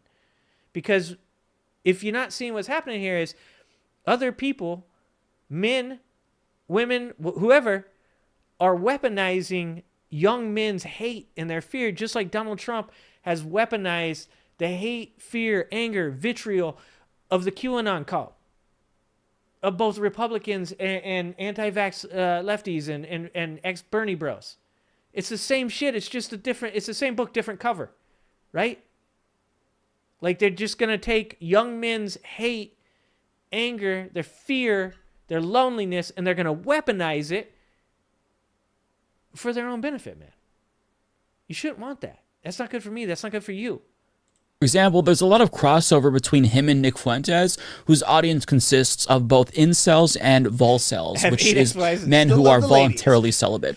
And over the last year, while other right-wing influencers started to lose relevance, these three influencers that I'm talking about have gained massive followings, in part because they're just not afraid to say the most extreme things that they can possibly think of. But the very thing that's leading to their prominence could one day be what makes them less relevant. And I say this because when you attract an audience based purely off of extremism, there comes a point where you get diminishing returns from that. So in order to grow, you have to cook up new ways to shock people. But in doing so, you risk coming up with ideas that are so unbelievably extreme that they're just downright fucking stupid, to the point where it kind of undercuts your mainstream appeal, where your ideology loses all coherence and begins to collapse. Okay, so the problem with that, obviously, is that if society continues to get more extreme, the more out of touch with reality that we become, the more likely it is that things like this will become popular and become acceptable, and that's a fucking problem. Point, Nick Fuentes, who's a virgin, tweeted, "Being a wife guy is still gay, actually." To which Andrew Tate responded, saying, "This is an objective fact. Anyone who's experienced with women isn't enamored by them. OMG, my wife said so. Anyway, I was having a beer and then my wife said, gay." But they're... I just, like, here's the thing. Like I said, it don't matter. I love my wife still. She's a beautiful fucking human being. Amazing person. Raised two amazing children. Kept my ass fucking supported emotionally and physically and made my life better. That's gay, dog. Call me gay. I don't give a fuck. Like, I must be super duper gay then. There's more. Sex is for making children. Any man who has sex with women because it, quote, feels good is gay. Is gay. Oh my God. Bro. Oh, my pee-pee feels good. This is great. In fact, if you are 40 with less than 5 children, you're probably gay. All that feel-good pee-pee sex and hardly any genetic legacy? Sounds legit. Now, Tate took it a step further, arguing, "Let me make this loud and clear. If you're a straight man with a girlfriend in 2025, you're gay." And it's so laughably fucking absurd that you have to assume that they're trolling, right? But the answer is no, and we're going to get to the underlying ideology here in a moment. But to be clear, Nick Fuentes hasn't just dabbled in this territory as well. He explicitly said the same fucking thing as Andrew Tate. And when I said on Elijah Schaefer's show, and they said, "Have you ever been in a romantic relationship? Have you ever had sex with a girl?" And I said no. If you name searched me on Twitter, as I always do, all these gay people are coming out and saying, "I've had more girlfriends than Nick. Dude, he's gay. Actually gay. Actually gay. I've had sex with more girls than Nick." So like I said last week, not only is that thinking flawed, but actually it's the reverse. That actually makes me really more heterosexual than anybody. If we're really being honest, never having a girlfriend, never having sex with a woman really makes you more heterosexual, because honestly, dating women is gay. Having sex with women is gay. Oh my God, we're so cooked. And having sex with men is gay. And you know. I mean, I like how you said that. A little truth for him there. A little truth for him. This guy's going to be the president. I'm done. I'm gone. I'm moving to, like, Vietnam. I don't know. What's the furthest place from America? Like, on a globe? How far away can I get? How far can I get? Because I need to be wherever that is. I don't think I can do this anymore. It's all gay. And if you want to know the truth, the only really straight heterosexual position is to be an asexual incel. So we've now reached the point where if you love your wife and you enjoy having sex with your wife and women in general, you're gay. According to some of the most prominent right-wing influencers in the country, who's going to be dictating political discourse on the right for the foreseeable future. I just don't know how we got here, but we're here. And Fuck me, dude. It's Holy certainly shit. something. Now, contrast that with the left. We're talking about public housing, healthcare, and U.S. imperialism. So needless to say, I don't think that it's a coincidence that so many left-wing commentators exploded in popularity in 2025, while so many right-wing influencers faded into obscurity, thus leaving a space to be filled by clowns like this. And it's probably going to get even worse for the right because Trump's fascist project has completely failed. So the right is currently disillusioned and ideologically aimless, and they're trying to find some new cause to attach themselves to. And their new thought leaders are arriving in places that are both horrifying and comically fucking stupid.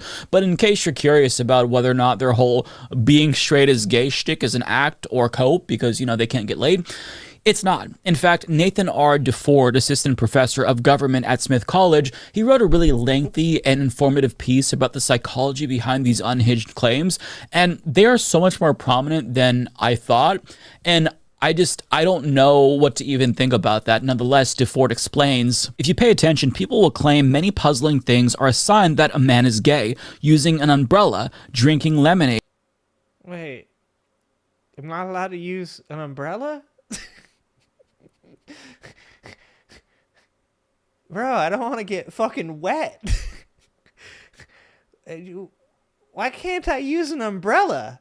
Also, why is lemonade gay? Is lemon lime sparkling water gay? This is actually pretty gay, to be honest with you. That's actually, I mean, it's lemon lime sparkling water. I'm gonna admit it's pretty gay. Like I said, though, like 2 weeks away from it. Or even just lemon water, ordering dessert, wiping his ass after defecating, eating breakfast. What? Wait, I can't wipe the poo? What is it? Like, is it that you're touching your own beehole? If you touch your own beehole, you're gay? What if you touch somebody else's beehole? Fuck, I'm gay.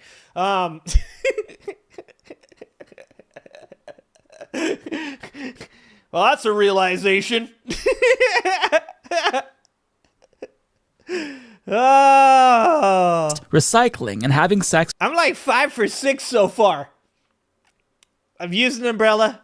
I've drank some lemonade. I've ordered dessert. I definitely wiped my butt. Okay. I don't really eat breakfast. I don't really eat breakfast. So that one, I'm not that one. Recycling. I definitely recycle. Having sex with too many women or too many times. Oh, okay. Too many times. I've had too many times, not too many women. I've only had sex with 2 women, guys. Okay, I was with my wife for 24 years. Okay, TMI. But that was a lot. That was a lot. With too many women, too many times. Many of these things seem to have some kind of feminine signifier attached, not wanting to get wet and ruin your hair or clothes, for instance, hews to typically gendered norms of self-care and presentation. Men aren't supposed to be concerned with their looks because they aren't subjects to be seen and appreciated, but subjects to see and appreciate. Okay. The final two might give pause to anyone uninitiated to the stranger norms of heteropatriarchal masculine sexuality, that sex with women or wanting to have sex with a lot of them is in effect gay. Now, Nathan doesn't specifically address how wiping one's ass is gay, and I'm assuming he didn't explain that because it's self-explanatory. And, you know, if you touch your butt, you're just gay. That's pretty simple. So, I guess the takeaway is just go ahead and pull your pants right on up after taking a fat, stinky, nasty shit, fellas. It doesn't matter, you know, if women think it's gross because fucking them is gay anyway, and you don't want to be gay, so just take that dookie and hold on, I think I know what the male loneliness epidemic is now. I think I've figured it out. They've made everything gay so dudes don't do anything that could possibly be even close to bringing them to a point where they could actually have sex with a person. That's the spiel, isn't it? This is the plot. The plot is that people have now figured out that if they just say everything is gay, that dudes won't do any of it, therefore they'll never end up having sex, which means that they'll all become angry, hateful men that will never get to climax, thus easily controlled. This is some nefarious shit. Go on about your day, Kings. My brain can't take this. But As My cartoonishly brain. My stupid as this idea is, it does intersect with fundamentalist Christianity and the notion that sexual repression and a rejection of onanism are both good things, which is necessary for people who have authoritarian political views, because as DeFord explains, quote, sexual deviance seems particularly disturbing for the authoritarian because it can occur privately and leave no lasting evidence. You may be able to control someone's actions, but you cannot control their desires. This places the onus of psychological control onto individuals who are then responsible for managing, usually in the form of repressing, their wants. When authoritarians admit of desire at all, including the presumably traditional desire for a genital sexual relationship between a man and a woman, they open up the radical possibility of a sexuality that includes potentially anyone and everyone, any and every bodily or psychic satisfaction from pleasure to pain, and whatever Damn, I'm getting turned on. lies between or outside them. This also breaks open the possibility of new norms of relationability, of intimacy, of friendship. It presents us with potentialities for social relations that are different or other than the regressive traditionalist fantasy that authoritarians hold of a normal family in which all desire can be fulfilled. In other words, all sex, excluding sex between a married couple exclusively for the purpose of procreation, is viewed as a sort of slippery slope that'll lead you down the path of degeneracy and powerlessness. I have a vasectomy. Does that mean like I'm permanently gay? Like, is that like permanent gayness? I think I might like be permanently gay now, guys, because I can't like actually make children anymore. My wife did not get what is it? A hysterectomy? I can't remember what it's called for women. So she's not gay. Wait, but she did have sex with me. Wait. Hold on. So if I have sex with her, I'm gay.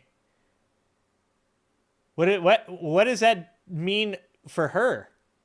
Like, okay, so if I'm gay for having sex with her, then what is she? Because that means that she's having sex with a gay dude. I'm so confused.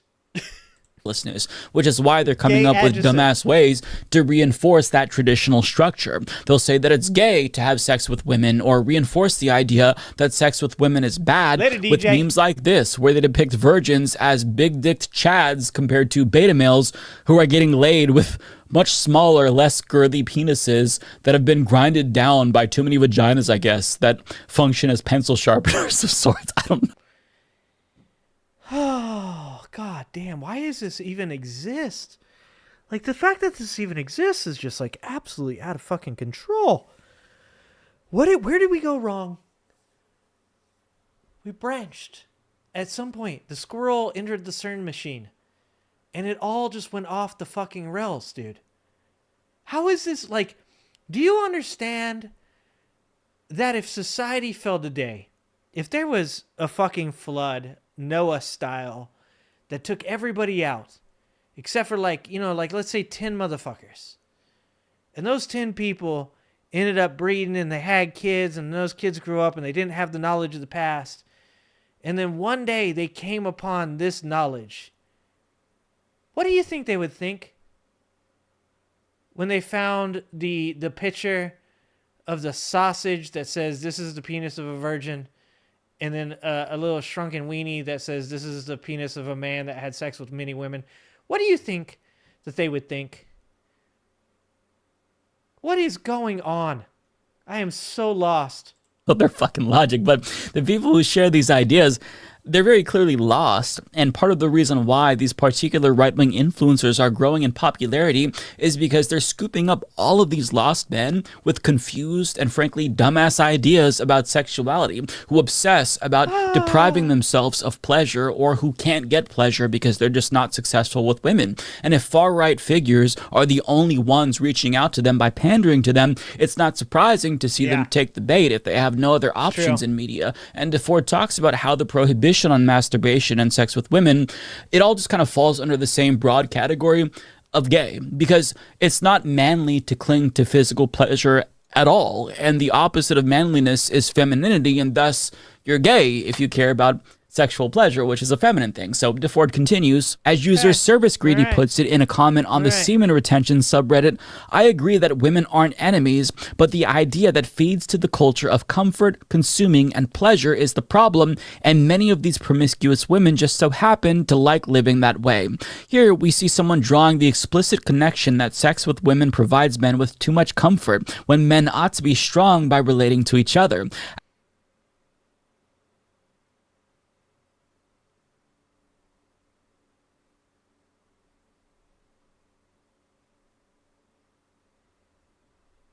So, hold on. Okay.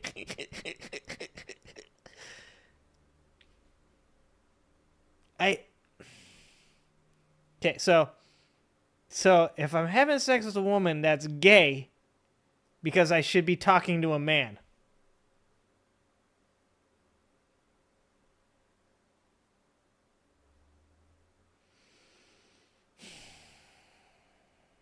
Yeah, you effin' with some wet-ass P-word. Bring a bucket and a mop for this wet-ass P-word. Give me everything you got for this wet-ass P-word. Should I be talking to that man? How gay does that make me? What if instead of having sex with a woman, I'm talking to Ben Shapiro? Iron sharpen. Okay, the words iron sharpens iron should not be used in this sentence. Used by practitioners of semen retention. I don't think I want to anymore. I don't think I want to do this anymore. I don't think I want, like, life. I think it's about time to just check out. Like, I think that's a good business idea, right? Is that not a good business idea? That might be $1 million idea. Just like you could buy like a warehouse and you could make like a dormitory out of it. And you could just like fucking rent out rooms where people can't see any of this shit. And just like, I don't know, like you could pipe in like propaganda, like that everything is just normal still. It could be like the Truman Show. For a while there, I was saying what we should do with Trump supporters is that we should do them Truman Show and we should put them in a bubble. And if we put them in that bubble, then we could have like, Trump people going around and like it could all feel like MAGAville to them and stuff. But I think I'm fucking that up. I think what we should do, I think we should create a dome where the normal people go and they don't see any of this weird shit. I feel like that's a pretty good idea. And I would also like to rent a home there as well. Oh, hi, Manic. Speaking of, don't cross the streams.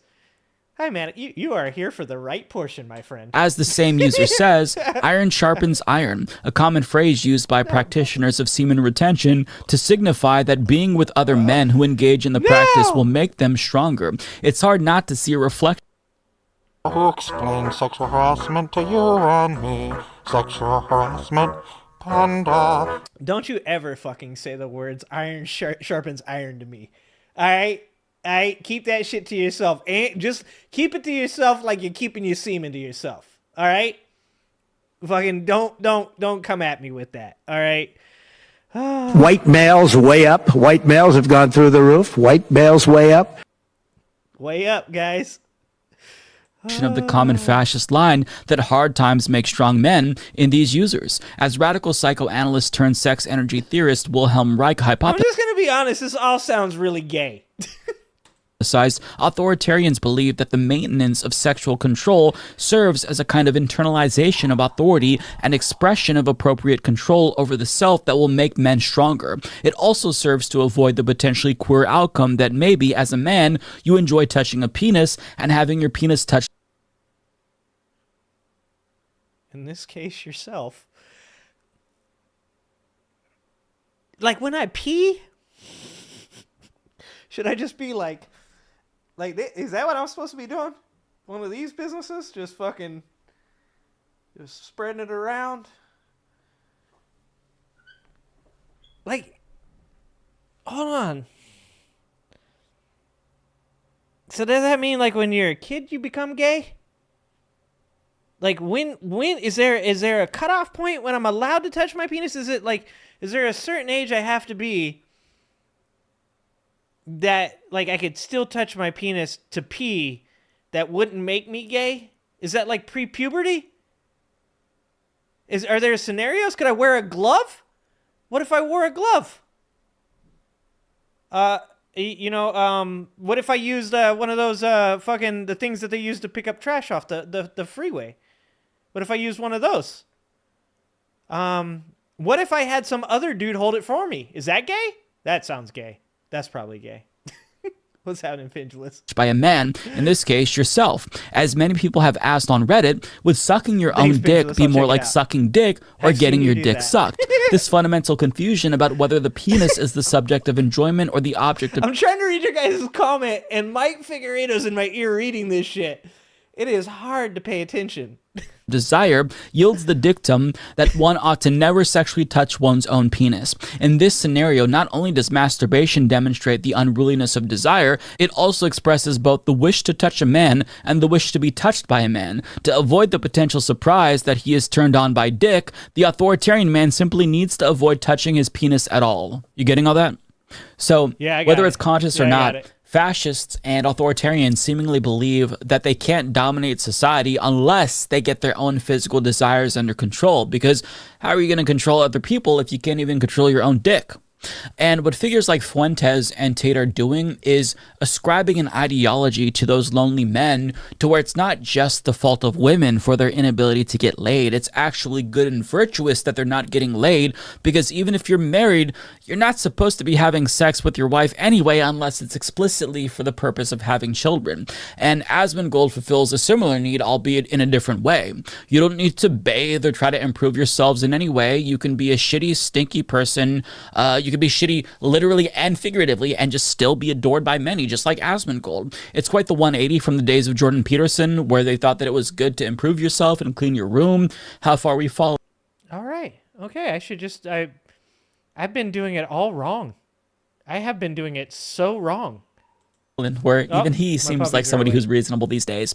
But I would encourage you to read Dr. DeFord's entire article, because I can only give you a small surface level understanding of the underlying psychology behind these idiotic views without, making this into a feature length film, which I don't want to do. I don't want to talk about why they think wiping their ass is gay for like an hour, but DeFord's psychoanalysis. Dude, okay, so wait a minute. I'm supposed to retain my semen. I'm not supposed to wipe my ass. I can't touch my penis when I pee.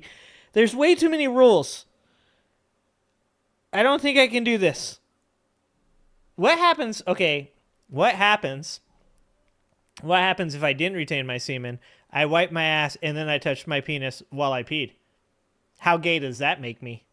Like, that's like super duper gay. It does shed a lot of light on the comically absurd mindset. I think I know the reason why young men can't find a partner. I think I figured it out. Of the far-right authoritarians dominating right-wing media. Does a bidet make me gay? That's a solid question. That's a solid question. Does a bidet make you gay? Does it make you bagay? Does a bidet make you bagay? That's a solid question. And why they're becoming so popular.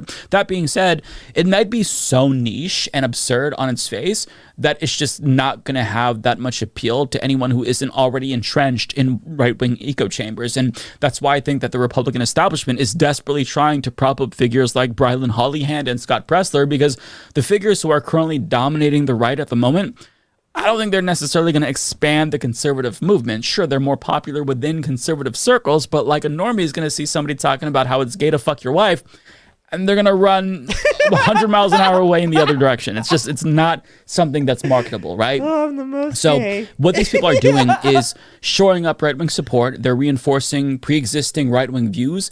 But I should note that these figures aren't gaining prominence because of their views on sex. They're popular because they're taking American fascism to its logical conclusion, and their hot takes about sexuality are just like a bonus to broaden their appeal to certain demographics of young men. But the primary selling point of all three of these conservatives that I focused on today is their unadulterated extremism. We've reached a point where right-wingers, they don't want milquetoast conservatism that's watered down. They're thirsty for outright Nazism, even if they don't realize that that's what they're getting. Fuentes, in particular, is giving conservatives an explanation as to why Trumpism failed, even after he deported so many immigrants, because he just didn't go after the real common enemy, which he believes is Jewish people. So he's simply taking Trumpism to its logical conclusion, and to an extent, Aspengold does the same thing. So I think that's why they're so popular, because if you see that Trumpism failed, then obviously that's just like the logical next step that you move towards. And I don't want to give you the impression that these new right-wing thought leaders are any less dangerous because they're so extreme and absurd, because I mean, people do take them seriously, hence why they're so popular. But what I am trying to say is that the modern right has become so comically extreme that they are increasingly niche and off-putting to normies, which does create an opening space for the left to kind of swoop in and win over the people that they're turning off, who are both disillusioned with the system and looking for answers. So it's more important now than ever to give people a new common enemy, which is billionaires, not women, not immigrants, but billionaires. Because if we can give people a purpose and something to fight for, and, you know, foster class solidarity among working people who are struggling right now, I think we will all be better off in the long run because of it. Penis and balls. Vagina. Penis and balls. Vagina. P-word and balls. Vagina. P-word and balls. Vagina. Oh, I'm pretty gay after watching all that. I'm gonna be honest with you guys. I am probably the most gay now. This is the most gay I've ever felt in my life, to be fucking 100%. Wow. Well, that's eye-opening. I have to do something with my doggos because I have two puppies that are calling for me right now. So let's see what I can do. Here, I'll put on my content. Let's see, what do I have for content over here? You guys are like, wait, I have to watch your stuff? I have so many cool videos I wanted to watch, actual videos. Like, I ended up on this video, but I actually wanted to watch stuff that was not super duper gay. I guess. How long is that video? I need more than 5 minutes. I need more than 5 minutes, guys. That's what she said. The Futurist channel, nobody wants to watch that shit. Funny cat reactions, nobody wants to watch that shit. So I'm gonna put this video on, and I'm gonna take my dogs out real quick. Okay, and then I will be right back. Okay, so watch the video, and I will return in a moment, or many moments actually. Can I just do the whole video? We'll just do this. Okay, I will be back. I'll be right back. Watch Miss Betty Bowers talking about the Christian thing, and I said that the government is allegedly going to be funding revival meetings across the United States of America. The separation of church and state government, the one that, Jefferson and Paine warned us about keeping them separate. That government is going to be funding with your tax dollars and my tax dollars for revival meetings in the country. And if you don't believe me, here's the proof. Here's the proof.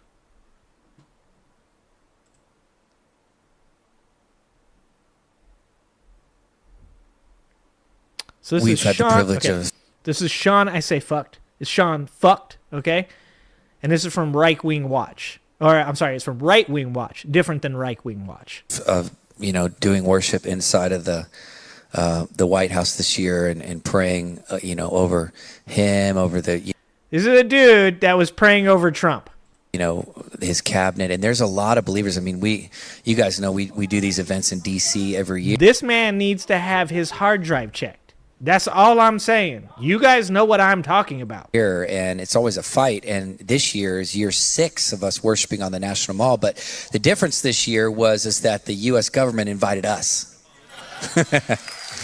And as far as I know, that's never happened. I mean, we had to get lawyers involved to make sure it was legal and whatever. But I mean, I was out there with members. Both these dudes need to have their hard drives checked. Members of the cabinet on the National Mall calling out for revival in America. And this is what I feel. I feel that in as we approach next year as the 250-year birthday of America, and empires do not last more than 249 years. If you look at all the major empires throughout history, 249 years. What are you saying, bro? Say hi to the people. What are you saying? You know what he's saying. He's saying Project 2025 is coming. He's saying this shit's about to collapse, and they're about to have their time. This motherfucker right here will Handmaid's Tale the shit out of this country without a doubt, okay? And let me tell you something. This man looks like he likes a carrot in his butt, and he likes putting a carrot in yours as well. He's a double carrot in the butt kind of guy. It. Allegedly. But here's a unique thing. I was on a phone call today, actually, on the way down here, talking with the America 250 team, and, you know, the government's close. So this guy's talking to the government.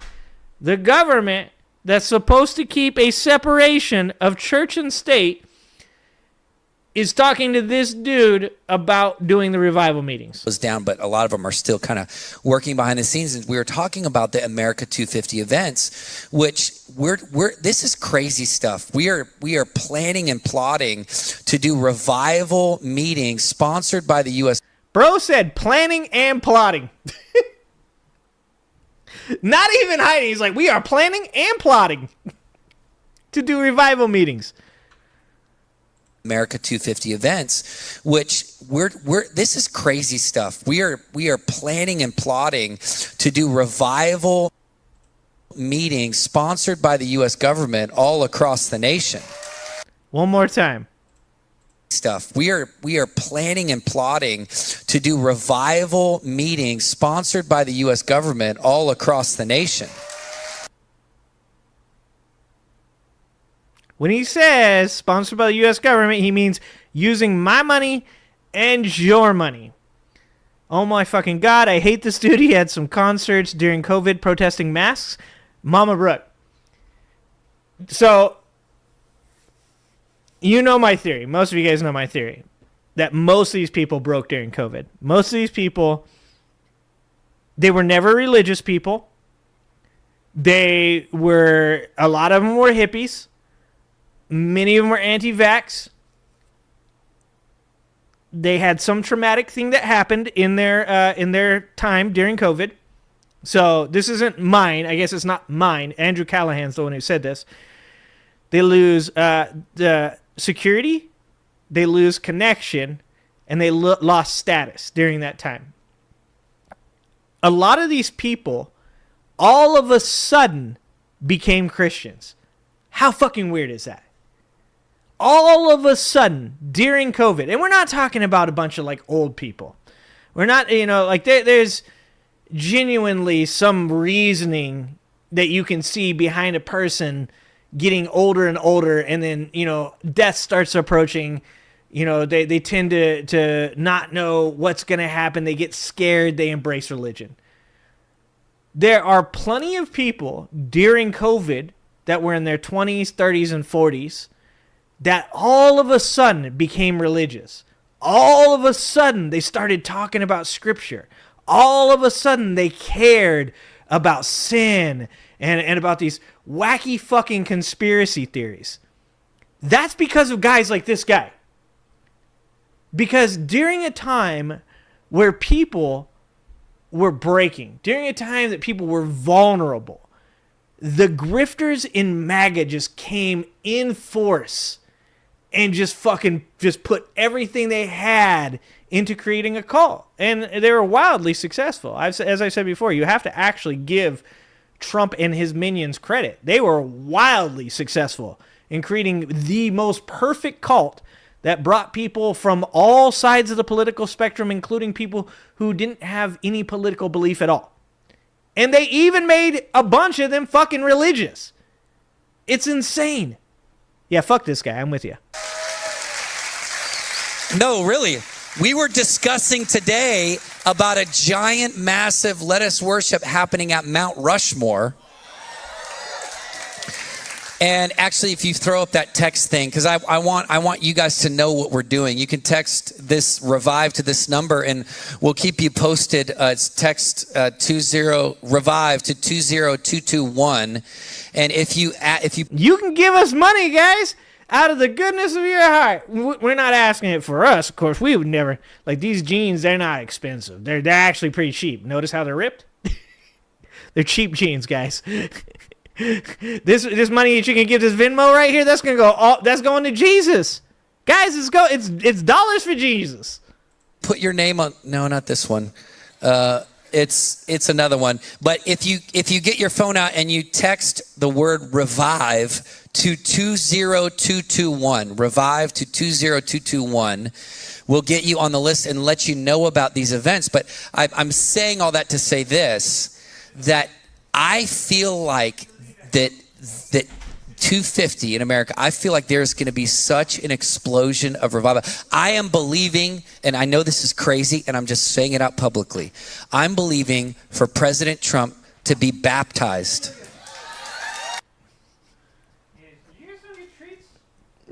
No. No. No. I don't know. I kind of want to, like, Trump isn't going to let them dunk his head in water. That would be kind of fucking hilarious, to be honest. When that fucking weird hair, or whatever you want to call it, on his head gets wet, I do need to see what that looks like. Like, when he goes into the baptism thing and comes back out of it, does, like, half of his face come off? I don't think Trump allows it. I'll tell you what they do, right? This is what they do. They do the spritz in the face, right? Like, they throw the water on his face. That's what they're going to do, right? Like, maybe they use a spray bottle like you would like a bag cat. Like, you fucking spray him in the face. That's the only way it's happening, right? I want to see Donald Trump get sprayed in the face with a water bottle and just watch his makeup just fucking leak down his nussy. I want to see the fucking orange stuff just dribble into his nussy. No way he allows the hair to get wet. Yeah, remember the scene in Who Killed Roger Rabbit? Yes, when they dunked the judge. Lay down. Right? Lay down. Yeah. Or was it just a character? Was it just the characters? Thank you. Thank you. Be good. And people are saying, well, he was saying he might not make it to heaven. That's actually an amazing thing for him to say. That's... What? Me laughing at me. Oh, Jesus Christ, these people. I love the poorly educated. Oh, my God, these people. Oh, hope you guys are enjoying that. What did I miss? What did I miss? Is my wife still here watching me watch me? She's like, this fucking guy. Okay. Where were we? Oh, here we go. All right. This is the one. Okay, so we just watched this other one. This, I don't know what this is. There's a shift that's occurring. Whoops. But I wanted to watch this because this is exactly what I was talking about. Is that, like, what we just watched with Andrew Tate and Nick Fuentes and all that stuff, it's like, people are giving you every reason to just pull fucking back from this society. Like I said, like, everybody is just on their fucking phone, just this all day long, just at the worst possible garbage that you can fucking look at. It's just like, you know, if you wipe your butt, you're gay. It's just nothing. It's like just brain rot 24/7. And like, there's literally, like, you barely want to watch any movies anymore. K-drama is pretty good. The Koreans are still doing it right. There's just, like, so much about society now that just, like, doesn't bring people any joy anymore. It is like everything has been monetized to such a point that, like, it just doesn't make people happy anymore. Society is just screwing us. Like, our brain matter is just melting at this point, and it's just getting worse. So I saw this video from this guy. Let's see who he is. Let's just make sure I say his name since I'm looking at his video. His name is Jacob Whelan. And this is millions are starting to lose interest in everything, and it's a sign that... So we're going to watch this. I don't know. I haven't watched this video, but it's kind of what I was talking about, so I wanted to watch it. So let's watch it together. I would even call it a movement where people are starting to lose interest in everything, and it's causing people to retreat from society. I felt this. This has actually happened to me, and let me know in the comments below if this has happened to you. I've seen more people talking about this. The holidays, they don't have the same spirit. Spending time with friends and family doesn't feel the same. Doing the things that you used to enjoy, hobbies, it's not as fun. It doesn't feel the same. Like, and I would say to that, what I would say to that is I think that it's because we're distracted by so many other things. Like, one of the things about like older generations is like they never had all of this entertainment, right? And for a minute there, it kind of peaked, right? Like, we had just enough stuff to keep you busy to not overwhelm you. So like I work in grocery, and I've oftentimes discussed decision exhaustion. So like when I'm paring down sets, I'm generally looking to like, double face or triple face products. So that way they take up more spots on shelves to make them look fuller, but to have less options, right? So you don't need like 17 different types of Oreos, right? Like you need like 3. You need like, the double stuffed, you need the regular, and then you need like a chocolate cream or whatever, right? My wife's like, fuck that, you need more than that. But yes, back in my day, so what we have now is like Netflix, right? Like when you think about when you were a kid, it almost feels like there's always a good movie at the movie theater. But that's not true. It isn't that there was always a good movie at the movie theater. It was that you had less options at the movie theater. So like you were more willing to accept something of lesser quality or lesser entertainment value because it was just something to fucking do. Like you're just happy that you got to do something. Now it's like you sit on Netflix and you literally just go through just video after video after video, and then you just end up falling asleep before you ever decide that you want to watch something. The Great Flood on Netflix. Believe that's Korean as well. Really good, actually. That was actually a great movie. But, the same thing goes for everything. So there's like, you want to go out and do something, or you want to go out to eat. You want to go out to eat, and it's so hard to make a decision where you want to go to eat because everything is kind of the same. Everything is similar in quality. We lack joy because we have way too many options. Even if you want to be honest, look at dating right now. Look at relationships. It's like everybody in society now wants to have all the options. They want all the options for dating. They want all the, ability, you have open relationships, you have all this stuff, right? And what that makes you do is it just makes you value the quality less because you don't have to. You just go do whatever the fuck you want. Like, why would you care about what one person can bring you when you have so much selection? But once again, you get to a point where you don't realize that quality declines when quantity increases. And everything in life is that right now. And it's because of capitalism. It's because there's so much competition for your attention when it comes to social media. You have Instagram, you have Threads, you have TikTok, you have Facebook, you have X, you have YouTube, you have Rumble, you have just endless numbers of places that you can go that can take your attention away for a certain time. And then on each one of these platforms, then it has tons of different options as well. And then when you're presented with fewer options, you feel as though something is missing. It's like society has evolved into just how can they make the most money off of you while you're still breathing? Like, in fact, how can they make the most money off of you while you're breathing? Awake, asleep, bored, happy.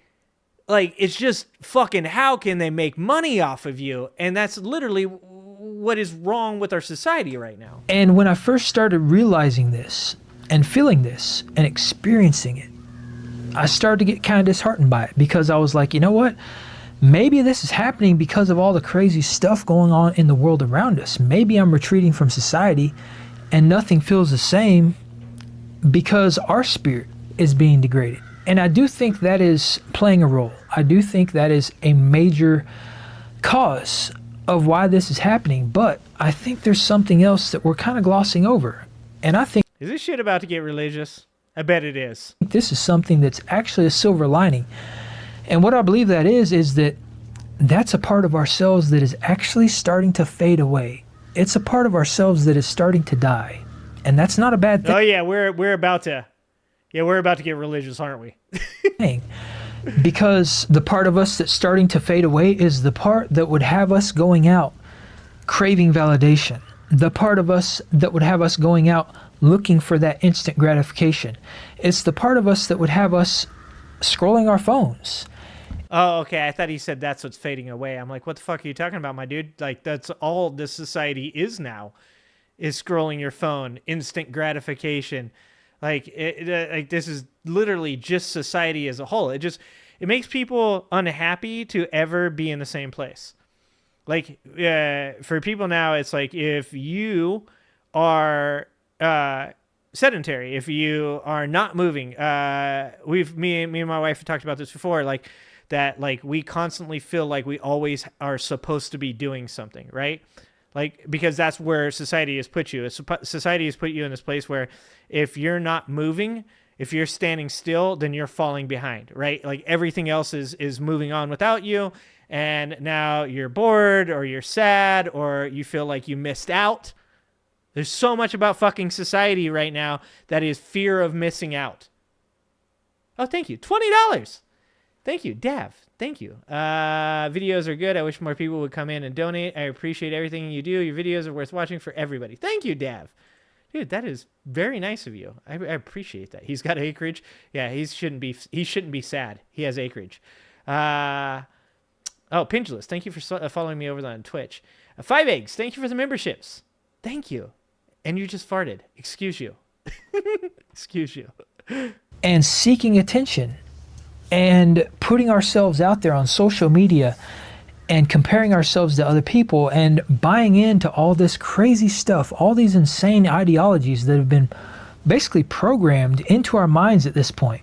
Yeah. It is that part 100%. Of us that is dying, because most of us that are experiencing this, we have begun to see through the illusion. We're seeing things for what they actually are. And what they actually are is that we are being played. I mean, the fact of the matter is that we are being played like a fiddle. That is exactly what's happening. The manipulation and the deception is rampant. And those of us that are feeling this... This is what I was saying about the YouTube thing. It's like everything on YouTube is so clickbaity. You can't help but like I won't click clickbait titles anymore. Like I don't want fucking, even when I'm looking for advice on something, I don't want to click any of the fucking videos anymore, because I know like all of the videos aren't made to actually like give me advice to fix a problem. It's just enough advice to keep you stuck in the problem, thinking that you need just a little more advice to get you out of the problem. Like everything is meant to say to you, click one more video. Stay on YouTube longer. Because YouTube has gotten us as content creators to recognize that people just watching one video isn't enough. They need to watch the next video and the next video, because really the way that your channel is going to get bigger, it's going to find more viewers, is by people showing more view time on YouTube, right? The longer they stay on YouTube, the more YouTube values your channel, the more your channel gets seen, because that makes YouTube money. But the thing about that is that it takes audience capture to keep people looking at things. And so what you end up with is all of this content that is either fear-based or anger-based, or it's extreme, or it's brain rot, because that's the kind of shit that people stay on and watch and continue to look at over and over again. Like, I like to watch videos that are super long, right? Like, I like a lot of videos that are 20 minutes, 30 minutes, an hour and a half long that are super educational. I like to sit there and listen to people talk about things like space, like physics, the stock market. I like listening to people talk about like climate change. I like to, politics. Like, I like things that like I can learn stuff from. And so I listen to these really long form videos, and that's not what you see suggested to you the majority of the time. The things that are suggested to you are generally somewhere between like 5 and like 15 minutes. And even that is longer than most people's attention span nowadays. If I send somebody a video that's 5 minutes long, people constantly go, that's a really long video. A 5-minute video is a really long video. Oh, Dav, thank you for the $20. Thank you again for the $20. Thank you, Dav. Yeah, my main thing with like everything going on in society right now is that like they don't want you to sit and enjoy your fucking life, man. They want you generating shit for them. They want you making money for them. They want you like, to wear yourself out. They want to wring you out like a fucking rag. They want to take every last drop from you, and then they want to just toss you on the wayside.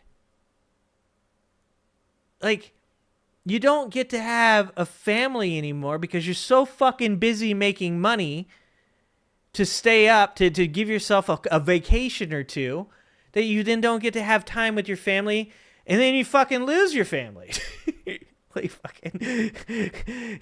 You work at these jobs that you think, oh, I make a little bit more money now, so now I'll have a little more free time, but that's not what results in that. Instead, you end up having to buy more shit, or you buy better shit that you can't afford, so then you have to pay for it, so you have to work more, so you have to continue to do the things they need you to do. Life isn't meant to just be work. And that took me a minute to understand, and took me some real failings in my life to understand. But that is the fucking reality, is that like life isn't about making money. It's not about working. It's not about buying things. It's about experiences. It's about spending time with the people you love. It's about enjoying and creating memories, creating fucking memories, man. Like, that's what life is about. But they're making it harder for you to even just enjoy that. Your rent keeps going up. Your groceries keep going up. Cars are more expensive. Electricity is more expensive. Healthcare doesn't even fucking exist anymore. If your loved one gets cancer, well, they just die, and then you get to keep working. It's fucking insanity. Have woken up to that fact. And the reason we're starting to feel empty and nothing feels the same, and we're losing interest in everything, okay, and the music doesn't sound as good, and the movies aren't as good, and all of these things, is because that part of ourselves that bought into this illusion, it is dying. It is dying, and it is withering away. And what it is revealing is the part of ourselves that we have buried. It's the part of ourselves that actually makes us who we are. We're starting to actually tune back into our intuition and to who we are as people, and that's starting to come back out. And I would call this a transition period, and I think this is very fundamentally important to embrace this, because when you embrace this, what you're actually embracing is peace. Because you're losing interest in things and nothing feels the same, because you're starting to baseline. You're reaching that, I would call it like a monotone level, where everything's just kind of mundane and you're just kind of... It's just sitting and waiting. It's just sitting and waiting until the next time you work. It's just sitting and waiting. Like I said, figuring out this was like such a fucking epiphany for me, and that is that, like, that's all I've been doing. Just working, man. Just every day of my life, just always working. And then, like, for what? when do you get to have the experiences? When do you get to have the time? When do you, and you just keep telling yourself, you know, in 2 years, in 5 years, in 10 years, and then you get there, you get to that 2 years, you get to that 5 years, you get to that 10 years, and you look back and you recognize, like, all this shit that you wanted was really just like to have time with the people that you love, that you like being around with, that you're connected to, and you know, you just spent that whole time making money to provide that time later, that then became later, that then became later, that then became later. It's class warfare. They're keeping you busy. They're keeping you from recognizing what is actually enjoyable in life, because what is actually enjoyable for you in your life is not productive for them. It doesn't make them money. It doesn't provide them with yachts. It doesn't provide them with fucking Trump towers. It doesn't provide them with the resources they need to create policies to keep you working. It's a fucking scam, man. Gingerbreads.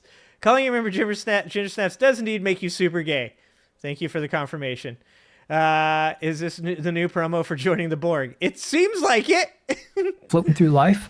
But in that, you're actually starting to find peace. And again, think about this for your own life. I've noticed this for myself, that when I get in that mindset and I'm just kind of bored and nothing really brings me joy, I'm actually at peace. I've begun to drown out all the noise, and I can start to tune into myself and listen to my own internal dialogue. And what it is telling me is that I simply don't align with this new world that has been created around us.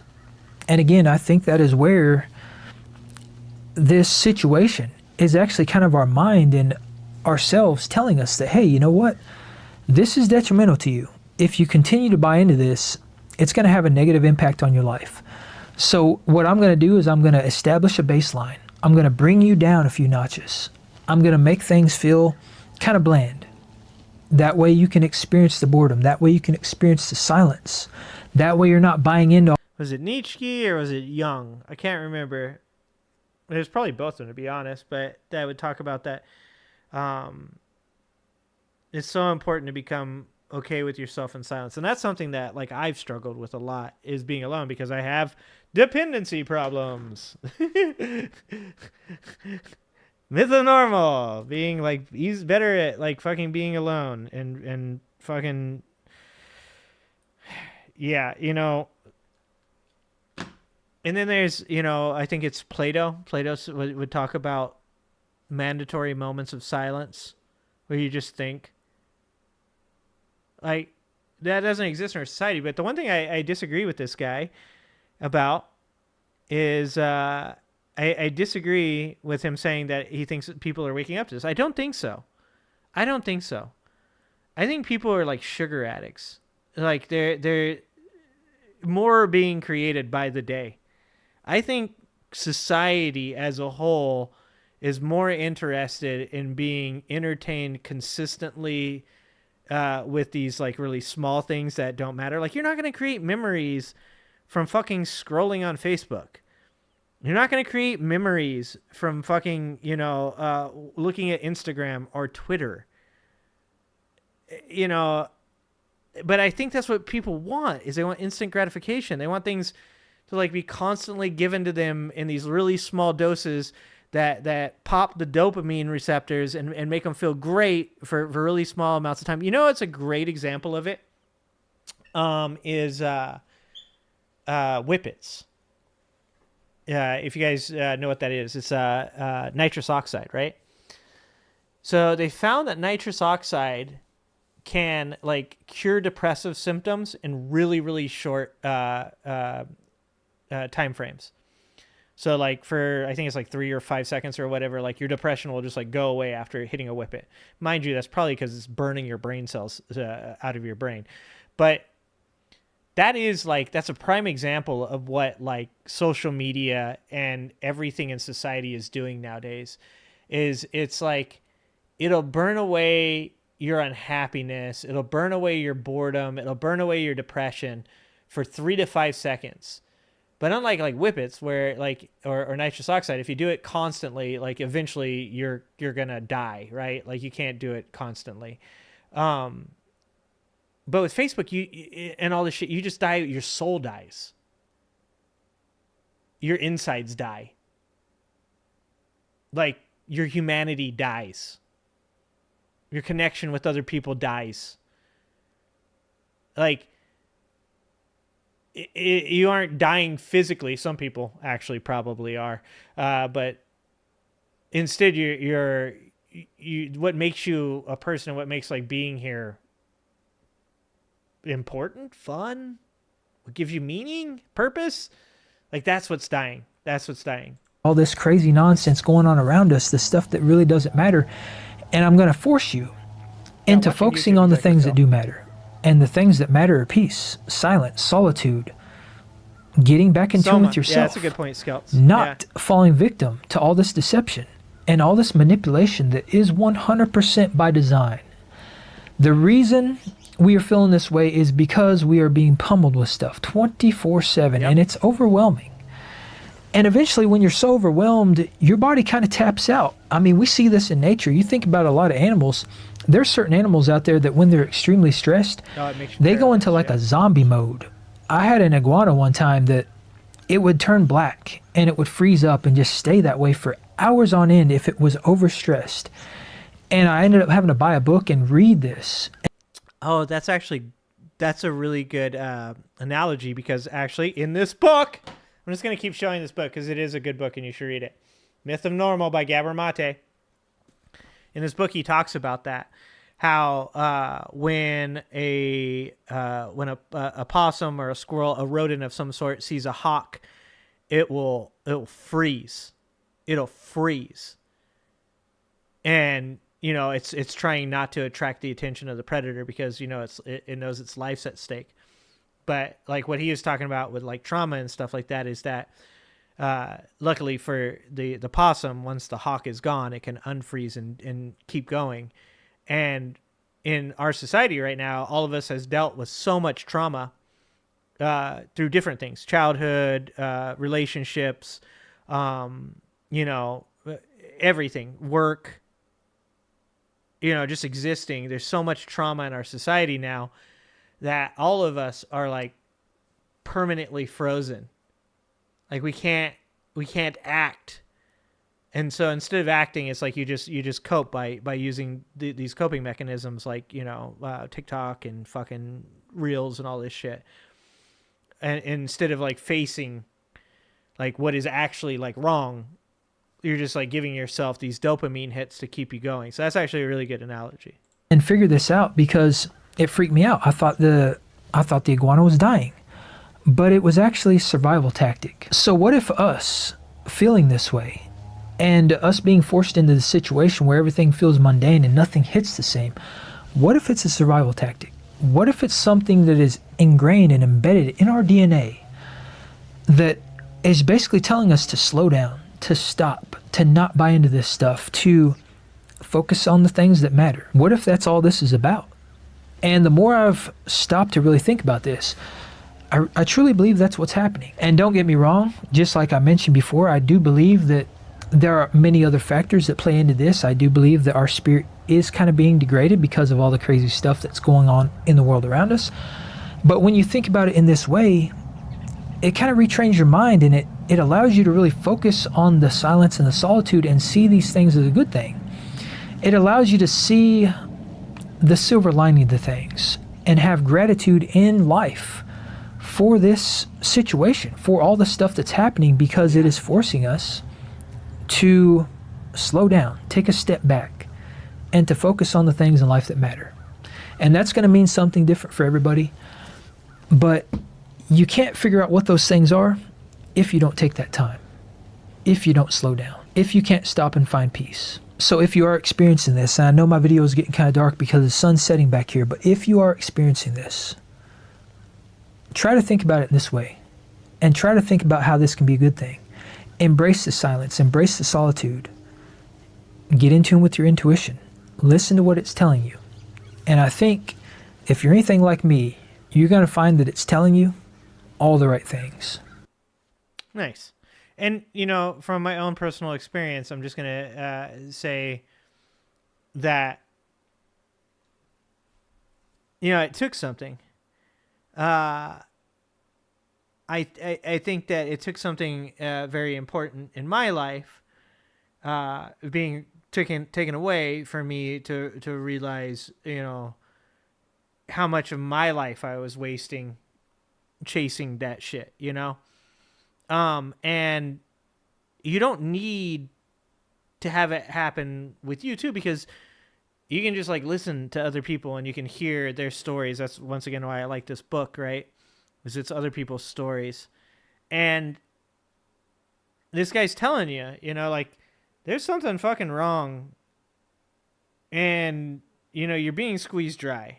Everything that like matters in your life is being like left unattended while you chase what you have been like told or taught or been baited into, and that doesn't feel right, and it feels evil, but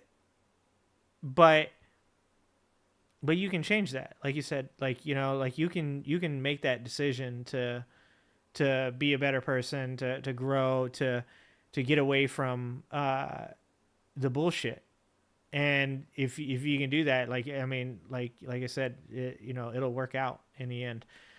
So that's actually a really good video. I'm glad I watched that. So why is Twitch always filled with weird ass people? There's always is like gripers. Twitch always has the strangest fucking people. I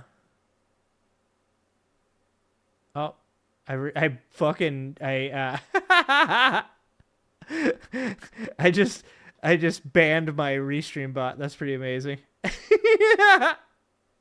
Oh, I like that. Sorry, restream bot. All right, well, it's too late for this old ass man. I can tell you that fucking much. I can tell you that much. Too old to be streaming this late. 49ers fans, damn right, Phil. Phil, are your boys gonna win next week? Are you taking the NFC? Are you taking the number 1 seed, Phil? This is very, very important. Very important that you guys win next week. All right, guys. Well, hey, it was like really fun to be on here and hang out with you guys and say these, to talk to you guys. And, I'm glad to see all of you guys swing through and say hi. And thank you for all the donations. You guys are dope-ass human beings. And thank you for the people that joined and became members as well. I super fucking appreciate all you guys. Like, it's been difficult. And it's been hard to find motivation to be on here. And we want things to get better. We want things to get better everywhere, in everything. Everywhere, personally, professionally, politically. We want things to get better, man. But the only way to like make things get better is to fucking do the work, man. Like, you don't get to just sit back and just say, like, oh, this shit happened to me. Oh, this is so fucking terrible, Like, you gotta take accountability. You gotta take responsibility. We gotta, like, fucking do the work, man.